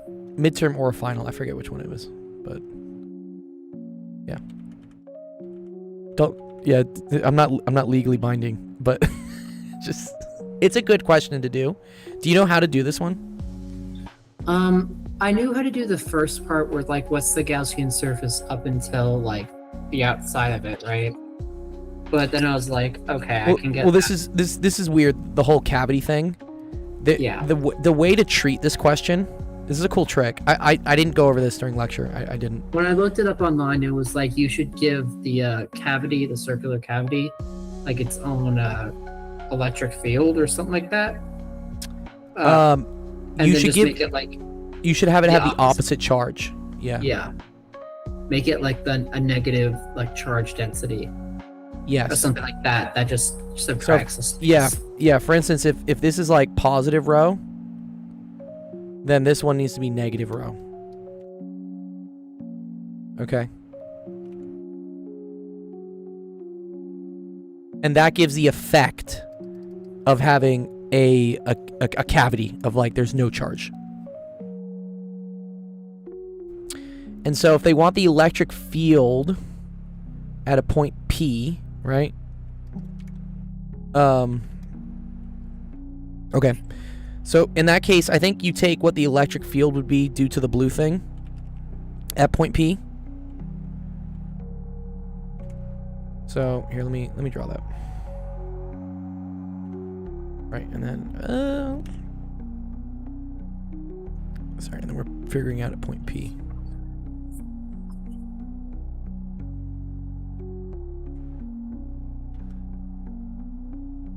So A, R, whatever, this is point P.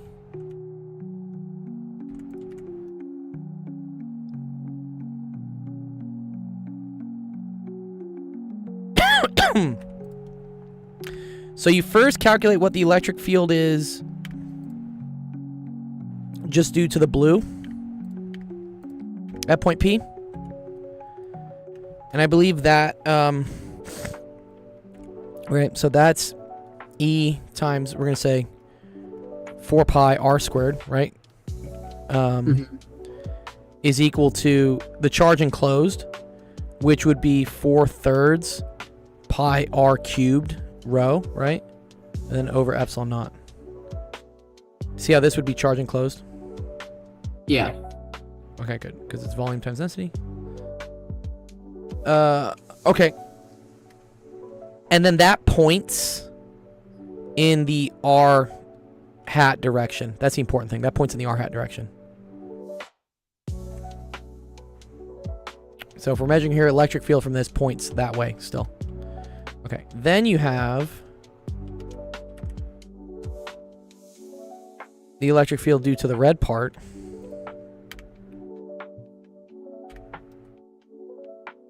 Which... Oh, I need a different color. What color do I want? Let's make it brown. Okay. So this is now your new, like, R, per se. Okay. But that vector, right, is equal to R vector minus A vector. Right? You see how A vector plus whatever this, like, I don't know, we could call this, like, R negative vector. That equals big R vector. It's like R minus. Yeah, when I got everything up until this point because I was so confused. Like, how do you solve for that? Because, yeah, I didn't think to do that. Yeah. You want to relate these two because eventually you got to do something with this.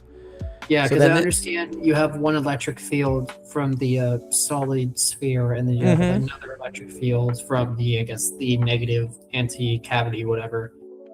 Yeah. And he was just at some point, obviously you're going to have two electric fields acting at that point P. I was just didn't know how to relate them. Yeah, it's one of these things, like, once you've seen it, like, it'll make sense when you see it again. But then this was, like, rho minus, right? Or we say, like, negative rho. And then this is still R vector minus A vector, and then that's, like, whatever that is, like, hat. Okay. So this is, like, the magnitude, right? I'm having to write it as, like, magnitude of vectors. And then, so when you subtract these two, right? Because you have to, well, you add these two, right? You add this plus this, but this has a minus sign on it. So here, let's simplify what this is. So this, the 4's cancel, the pi's cancel. You get r squared, r cubed over r squared. So that's just going to be r hat. And then it's rho epsilon naught over 3, right? Or rho over 3 epsilon naught. For just doing this part. So cancel the 4, cancel the pi. 3 goes on bottom. I still have a rho. And then I have r cubed over r squared, which is just r. And then I still have r hat. Okay, and then that's minus this. So again, r minus a squared. And then r minus a cubed. So you're going to have... And still 4's, pi's. Still going to have 3 epsilon naught. And then this is going to be r minus a magnitude. Just a single one, right? And then there's still a rho. And then this is r vector minus a vector hat. Okay. And then this is the key thing, I think is what they figure out. Is so r hat is the same thing as r vector over r hat is the same thing as the vector r divided by the magnitude of r. Okay. So r hat times the magnitude of r is the same thing as just the vector. So when I see this right here, Jack, like the magnitude of the vector times the hat of the vector, the unit vector, that's just the regular vector. And so this becomes 1 over 3 epsilon naught. There's still a rho on here, I guess. And then this is going to become just r vector. And then minus, I still got the 1 over 3 rho over epsilon naught. But now this is going to be, since this is the magnitude, this is the unit vector, this is going to be minus r vector minus a vector. And then here's the cool thing, right? These cancel. And so I think you just get negative rho over 3 epsilon naught a vector. Is that what the answer choice was? Yeah. Oh, they wanted just the magnitude. Right. The field strength. Okay. So then it's just A. Right. And then the magnitude of that is just negative rho over 3 epsilon naught A. Whew, that's kind of a pain, that question.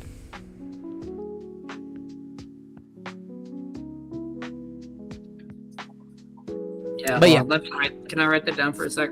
Oh, for sure. Here, I'll download it for you too. I'll put these on Campus Wire, so you can have them as well. I won't put your name on it. I'll just say that these are just questions we did. Fuck, which one was this? Sorry. Question 11. There, I'll leave it for you. While I go find it.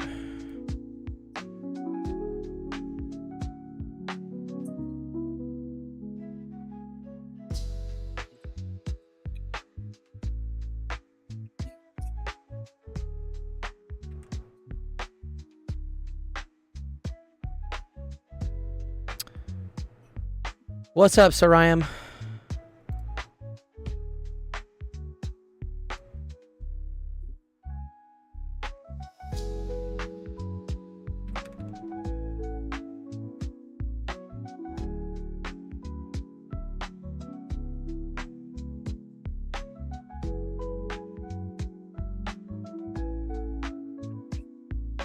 I think this was homework 6. Was this homework 6? Yeah. Okay, cool.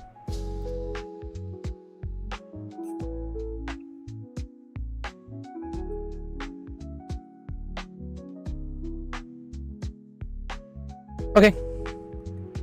Cool. Any other questions for this? Let's see. No, I think that's it for this homework. I still have to get a little more caught up on the stuff for the exam, but if you had to like put your finger to it, since you've written the exam, what should be like the coverage of topics?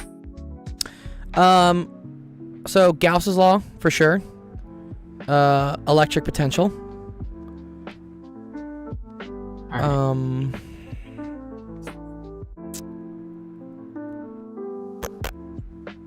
Coulomb's law, right? Like figuring out like forces. And capacitors. Yeah, I would say like capacitor circuits.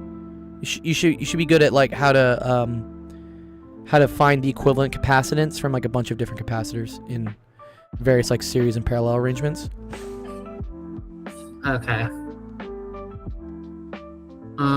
Would you say that's all like a 20-20 or like a 25-25-25-25 split? I can do my thing where I just go through the questions and tell you what the topics are. I can do that too. That'd be awesome, yes. Just go see 1 sec. Sarayam, is a 4 on AP Calculus BC a good score? It is. Yeah, good job on AP Calculus. Your old account got put on timeout. If your old account got put on timeout, Sarayam, it's probably because you were spamming and one of the mods eventually got fed up of it. That'll happen. Okay. Let's see. Yeah, Gauss's law. Electric flux.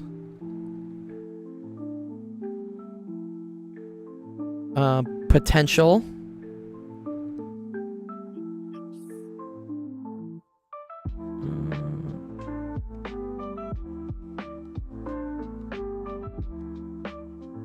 Oh, we did do resistivity. Okay.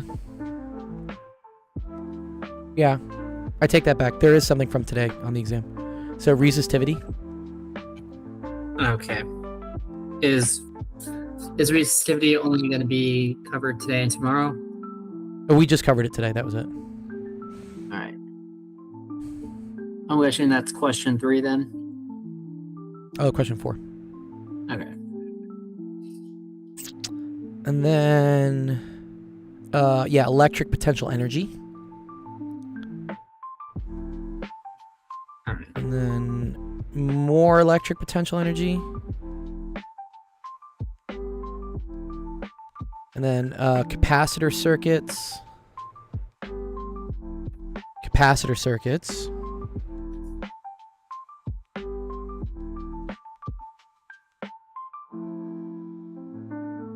And then one of the FRQs is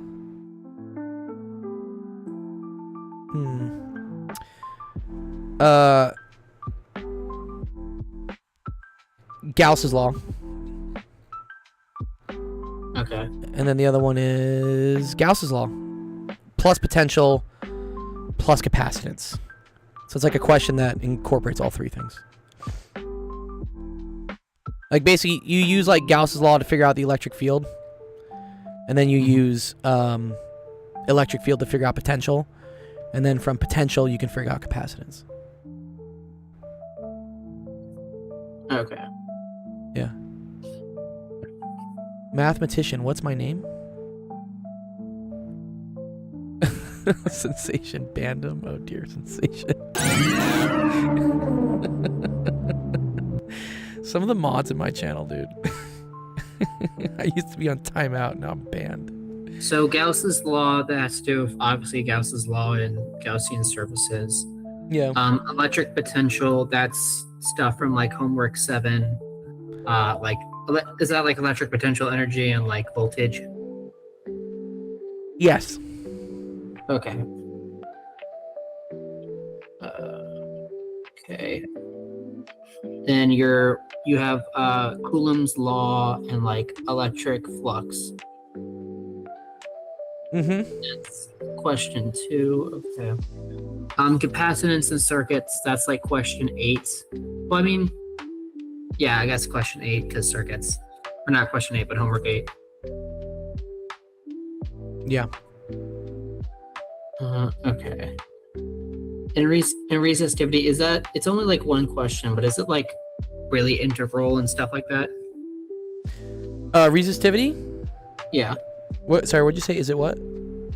Resistivity is, what is resistivity? Just like the resistance of like wires? It's related to it. Is it like V equals IR? Eventually, that's like one of the end products of it, but no, resistivity has to do with like current and area. Yeah, I think resistivity is current divided by area. Okay, got it.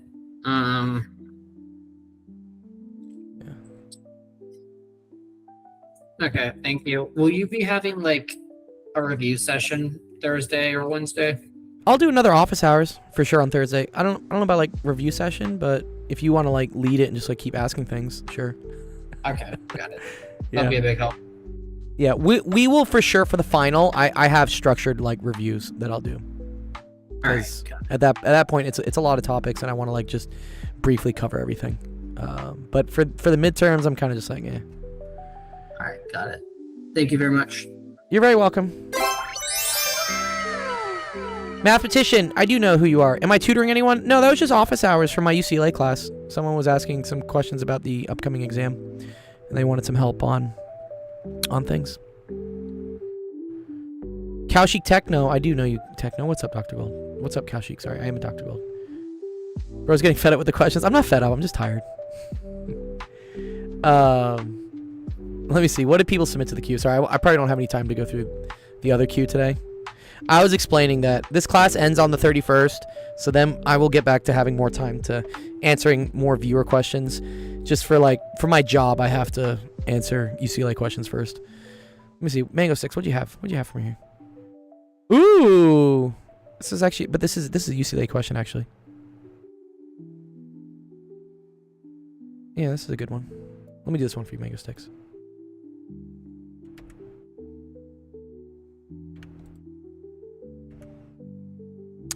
I don't think I covered this in lecture.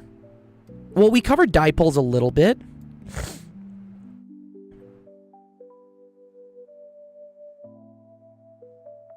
Yeah, no, for sure. No, you're okay. Yeah, this was potential though, right? I think I need the potential due to a electric dipole is placed in a uniform field E, where E is parallel to P. One of the equipotential surfaces is a sphere. Find the radius of the sphere. So that means the potential everywhere is constant. It's a good one, Mango. Let me go find it. Wait, this homework was due today? Really? Due tomorrow, probably. Isn't today Monday? Homework's due on Tuesday. No, you're right. Homework is due on Monday. Yes. I think that would be this. Yes, UCLA. Mathematician, you're right.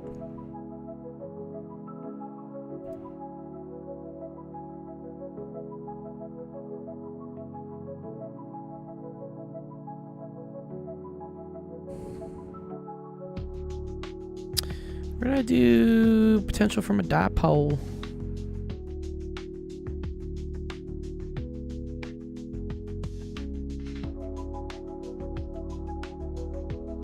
Could have sworn I did it here somewhere.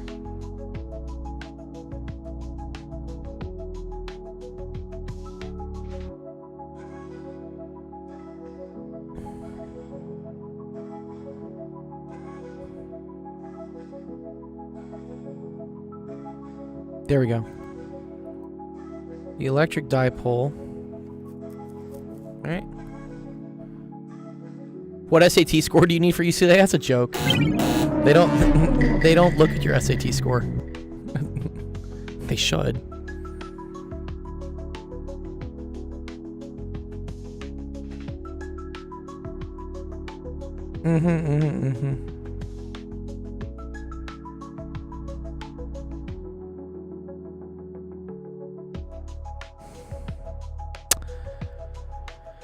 Okay, remember this is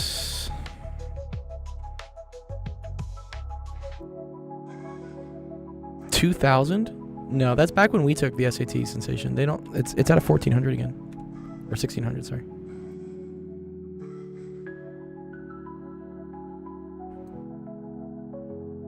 Okay. Dipole P. Oh, sorry, this is on question. Was it question 10 of this homework?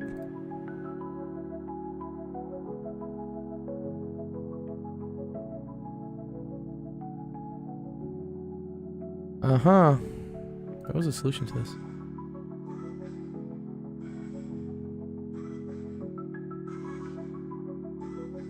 Yeah, okay.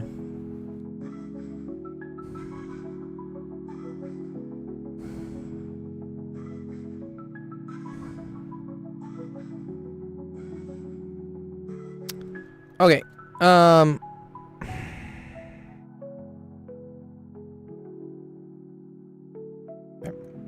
So if you have a dipole, which has a dipole moment of P, then the potential created from that in the r hat direction is, well, P dot r hat. So I think we're going to look at this, for instance,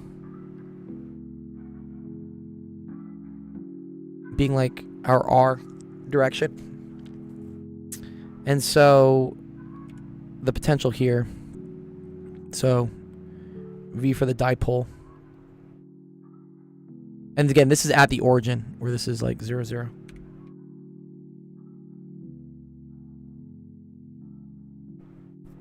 The potential at a point P due to... Yes, okay. So that's equal to K. And then, so P dot R, we assume the dipole moment's pointing in the same direction as this. Oh, actually, I remember how this works. This one's actually tricky. Yeah.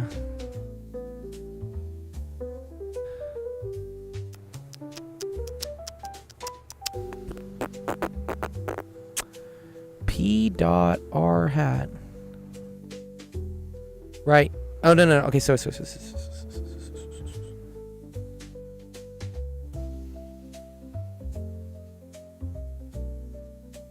Uh-huh. Okay, I see. So actually the potential anywhere spherically... no, but it's a dot product between these two.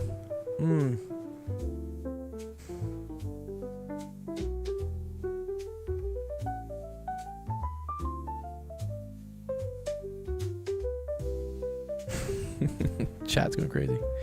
Sorry. Okay, so I think this is P cosine theta, I want to say. Or, okay, I think I remember what we do here. So P to R hat over R squared. Let's just leave that for now. Potential due to an electric field is going to be equal to K. Or actually, no, right? So potential over distance is equal to electric field. So in this case,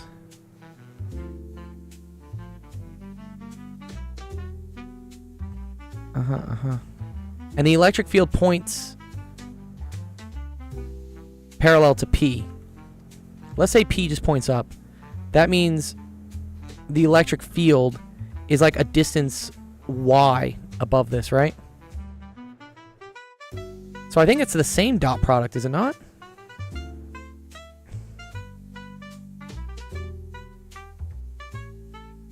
So V is equal to E, I guess, times Y. Or let's say like ER. But it, I want to say EY, I think.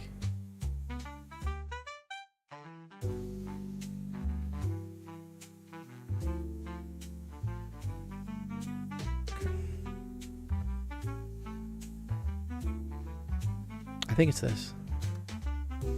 But then I need to add these two to get what the total potential is. But then I want the total potential to only depend on R hat. Yeah, this is the tricky thing here. Yeah, okay.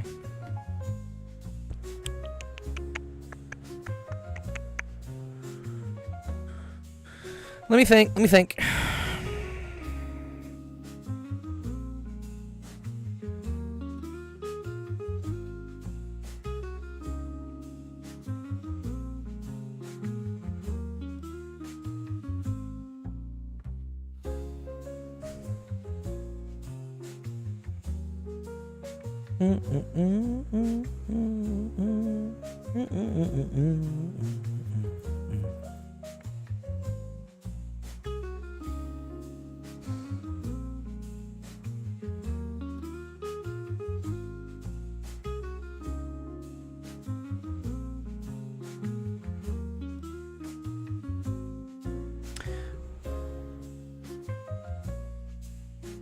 I want to say it's R dot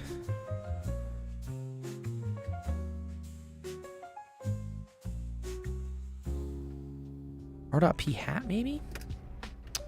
Let's see, what do they have here? What do they have a solution? Oh, and it's also negative. Okay, sorry, I forgot it was negative.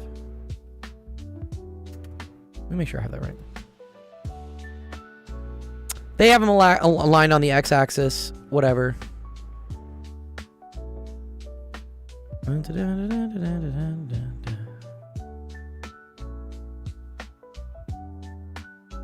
Sensation, please chill with people in the chat, dude. Or else I gotta take your mod powers away.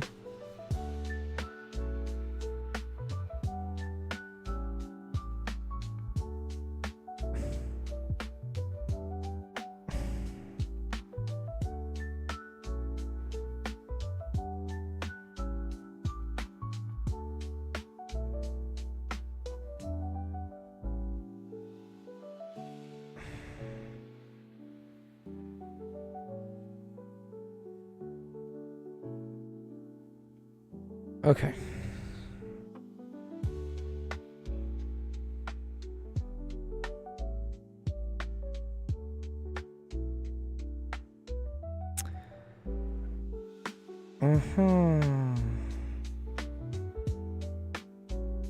Okay, I think it came from this. One sec. So P dot, okay.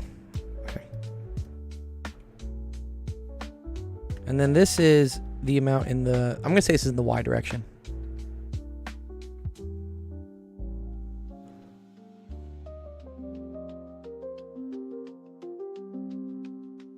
Right, okay.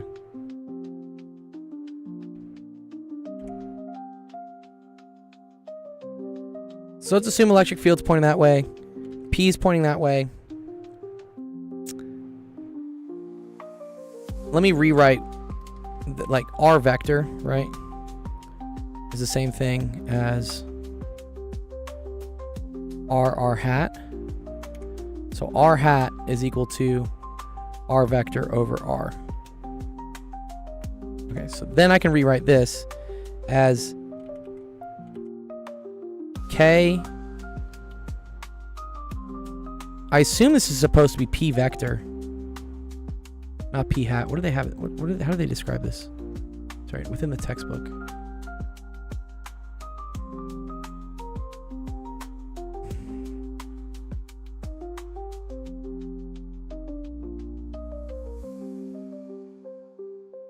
KP R vector over R cubed, which they're writing as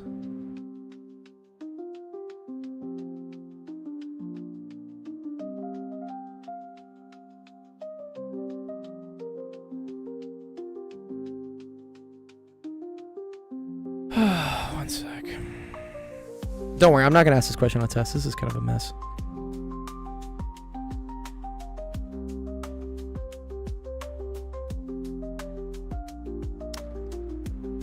I hate that this doesn't have the right things on it. VP KQDP. They should have written this as a vector, not just as like a regular letter.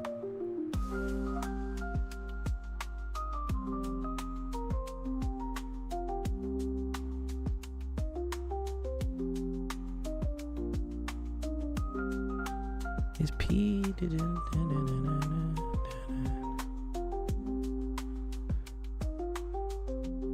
Let me get something better. I don't like this kudu definition.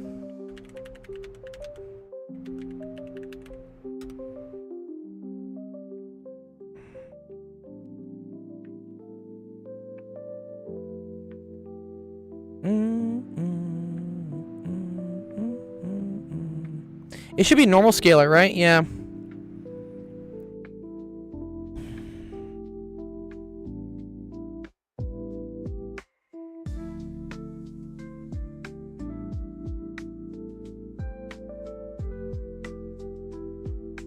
Yeah, R hat is a scalar vector. Yeah, you're right.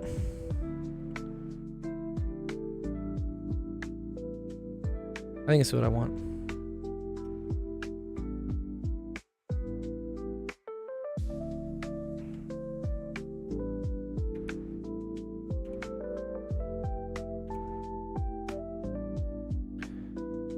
Yes, mathematician, I do teach. Okay. It's K P to R hat over R squared, which is the same thing. So, where do they get the R cubed from, though? What are AC units? But P cosine theta then picks out Y, is what this does. And then R is in the Y direction. So I think this is like KY over R squared. But they get an R cubed.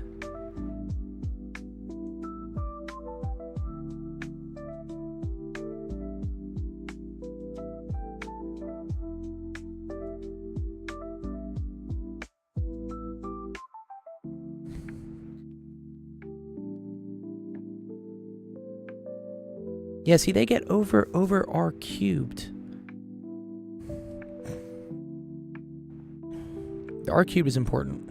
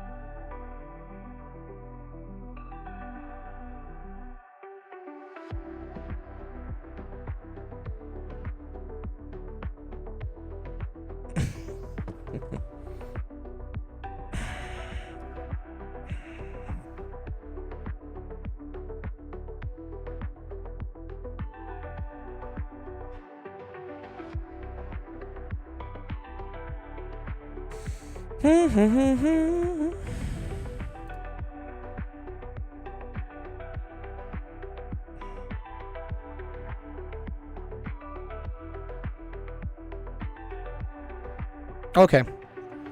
I think... yeah, this is still EY. I want it to be... No, but potentials are scalars. Potentials are scalars. Potentials. I have to remember potentials are scalars.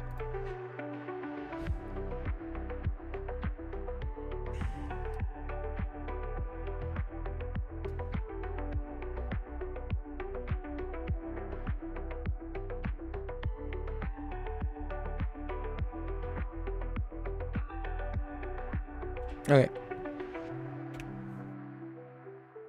P dot R hat, I think, is gonna pick out P times Y.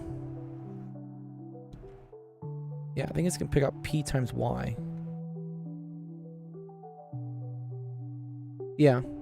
But where are they getting R cubed on the bottom? Unless this is wrong.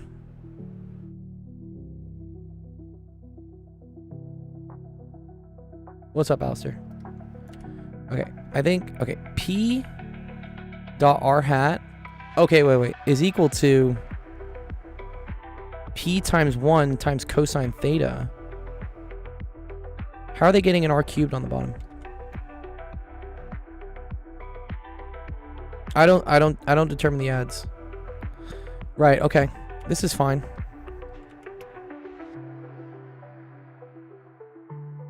Yeah, P cosine theta.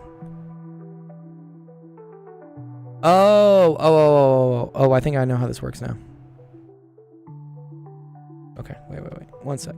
Sorry, this is a little bit of like tricky, like Calc 3 stuff almostly. My name is Jeff. What's up, Jeff? Good to see you, dude. Okay. I'm just doing office hours right now for a student. You never get ads here. Good. Okay. P to R hat is the same thing as P times the magnitude of R, which is 1, times cosine of theta. Okay. I think this is where I want to say. Okay. But Y is going to be equal to R cosine theta. So this part, so P dot R hat is equal to P over R cosine theta. Or no, Py over R cosine theta. Yeah.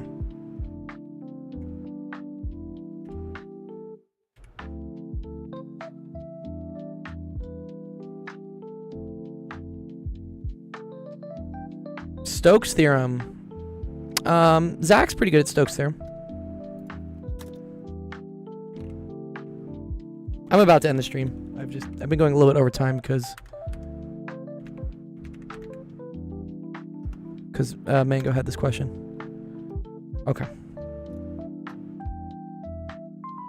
So, yeah, okay. Because P is pointing up, which is in the y hat direction, in the y direction. P dot R is gonna pick out the amount of R that's in the direction of that's in the y direction, which is why you get this. Y over R is equal to cosine theta. So now I can substitute this in for here.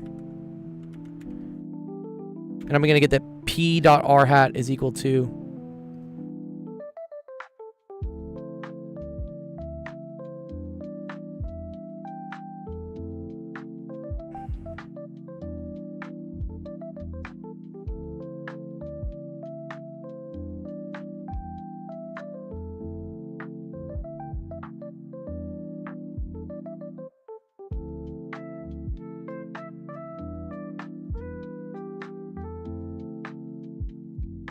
yeah, no. You're totally right, WW. It is kind of weird, right? So, here. So, the potential, right, from this now becomes KPY over R cubed. Okay? Whereas the electric field is just going to be equal to negative EY. Okay, then let's add these two. So if the dipole plus the electric field potential is an equipotential, this must be equal to a constant. And so I'm going to get kpy over r cubed minus ey is equal to c. They kind of lead you with the question here because they said we want to write the potential at point p. Sorry. We want to write it as the radius of a sphere.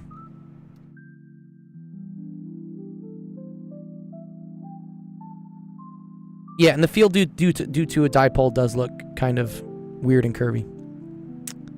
Okay, so this is for equipotential.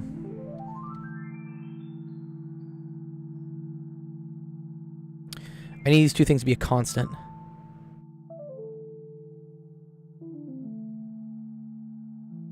Okay, so let's rearrange for R. So I'm going to get that EY over KP. So if I move that over and divide by KPY.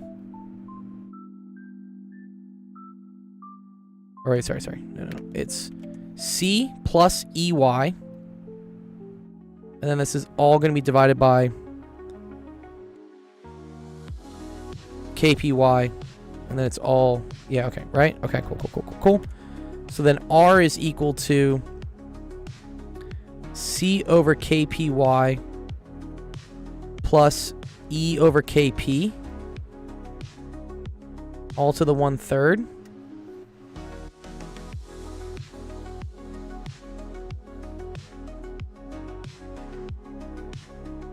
And then I need R to not depend on Y if it's an equipotential. If it's an equipotential in the shape of a sphere, right?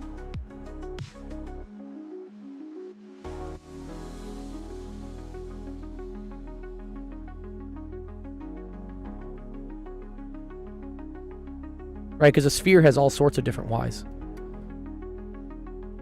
This looking like a sphere could have like y equals 0, y equals like a half, y equals 1. So I guess C must be equal to 0. So C must be equal to 0. So it's an equipotential of potential 0. So R is equal to E over KP to the 1/3. Is that what the answer choice was? Yeah. Well, I have it flipped, I think. Well, that's... I do have it flipped. How do I have it flipped? Oh, I know what I did. Sorry. This was R to the -3. Sorry. Negative 1/3. Sorry. Negative 1/3. So R is equal to KP over E, which is equal to 1 over 4 pi epsilon naught P over E, all to the 1/3. And that, I think, is the correct answer.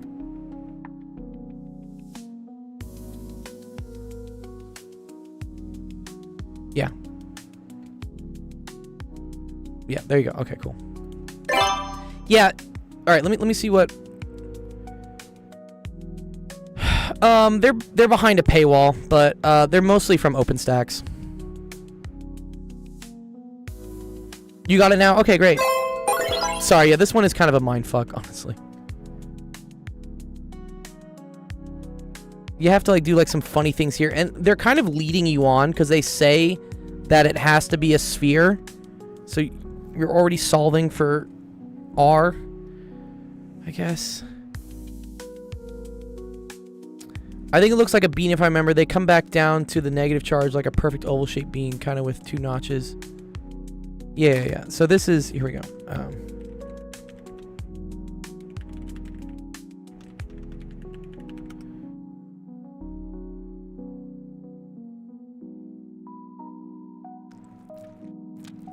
Wait, but potential doesn't have direction. Potential is scalar. Dipole, scale. Yeah, it's scalar, right?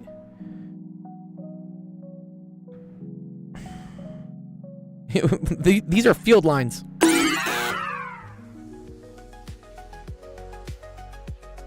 Yeah, okay, here we go. Yeah, the arrows are field lines. Purple represents the highest potential. Yellow is 0. And cyan is the lowest. Okay. So in the presence of an electric field, potential goes from like from either like positive to negative, or you can think of like 0 to negative.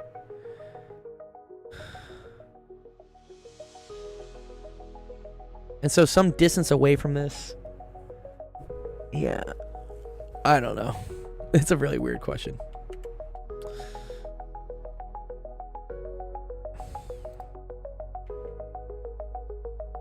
Oh, you did? Let me check. Sorry.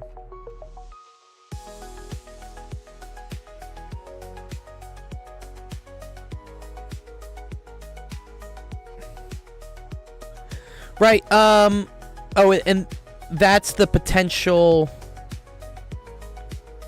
The equipotential lines is what you're drawing here. Yeah, so in this case, the red are the electric fields, but then the green are the equipotentials. And so this is like positive potential. I guess this is like negative potential. Yeah. But then it's right, it's KQ over R. And so then if you have an electric field, and so and then dipole moment, right, points from minus to positive. So P points this way, but then they also said the electric field points this way.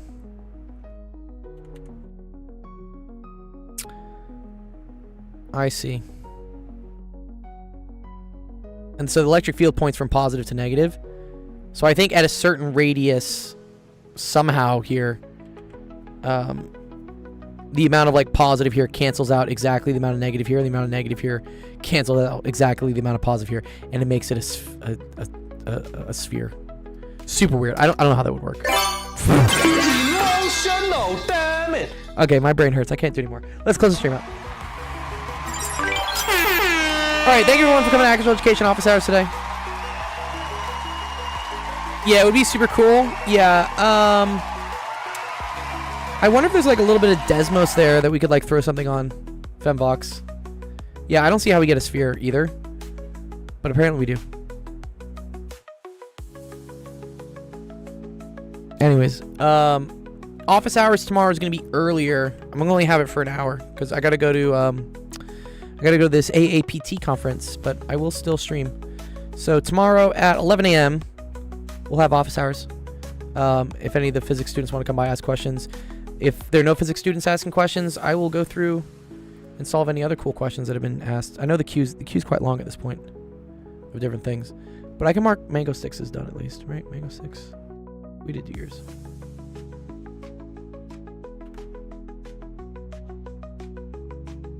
$10 if you put this on their exam. Oh dear. What were you gonna do? You were gonna give them inductors with currents and a voltage source, and is that a current? No, I don't know. Yeah. Oh yeah. We're not doing network problems. That's like an EE question. It's fun though. And then I did do this one. Okay, so we did do that one as well.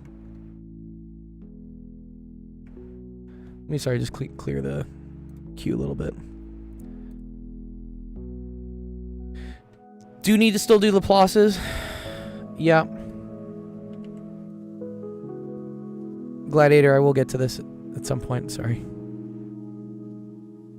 And we didn't do these two. Okay, I'll just leave them on the board. We'll get to them eventually. Okay. My man. Anyways, yes. If you want to find out when we're streaming, there's a website. I know Zach's maybe doing a 16 game this weekend. Should be fun, little trivia game. And then there's all sorts of other fun people are streaming. Let's go raid somebody. Who do I want to go say hi to?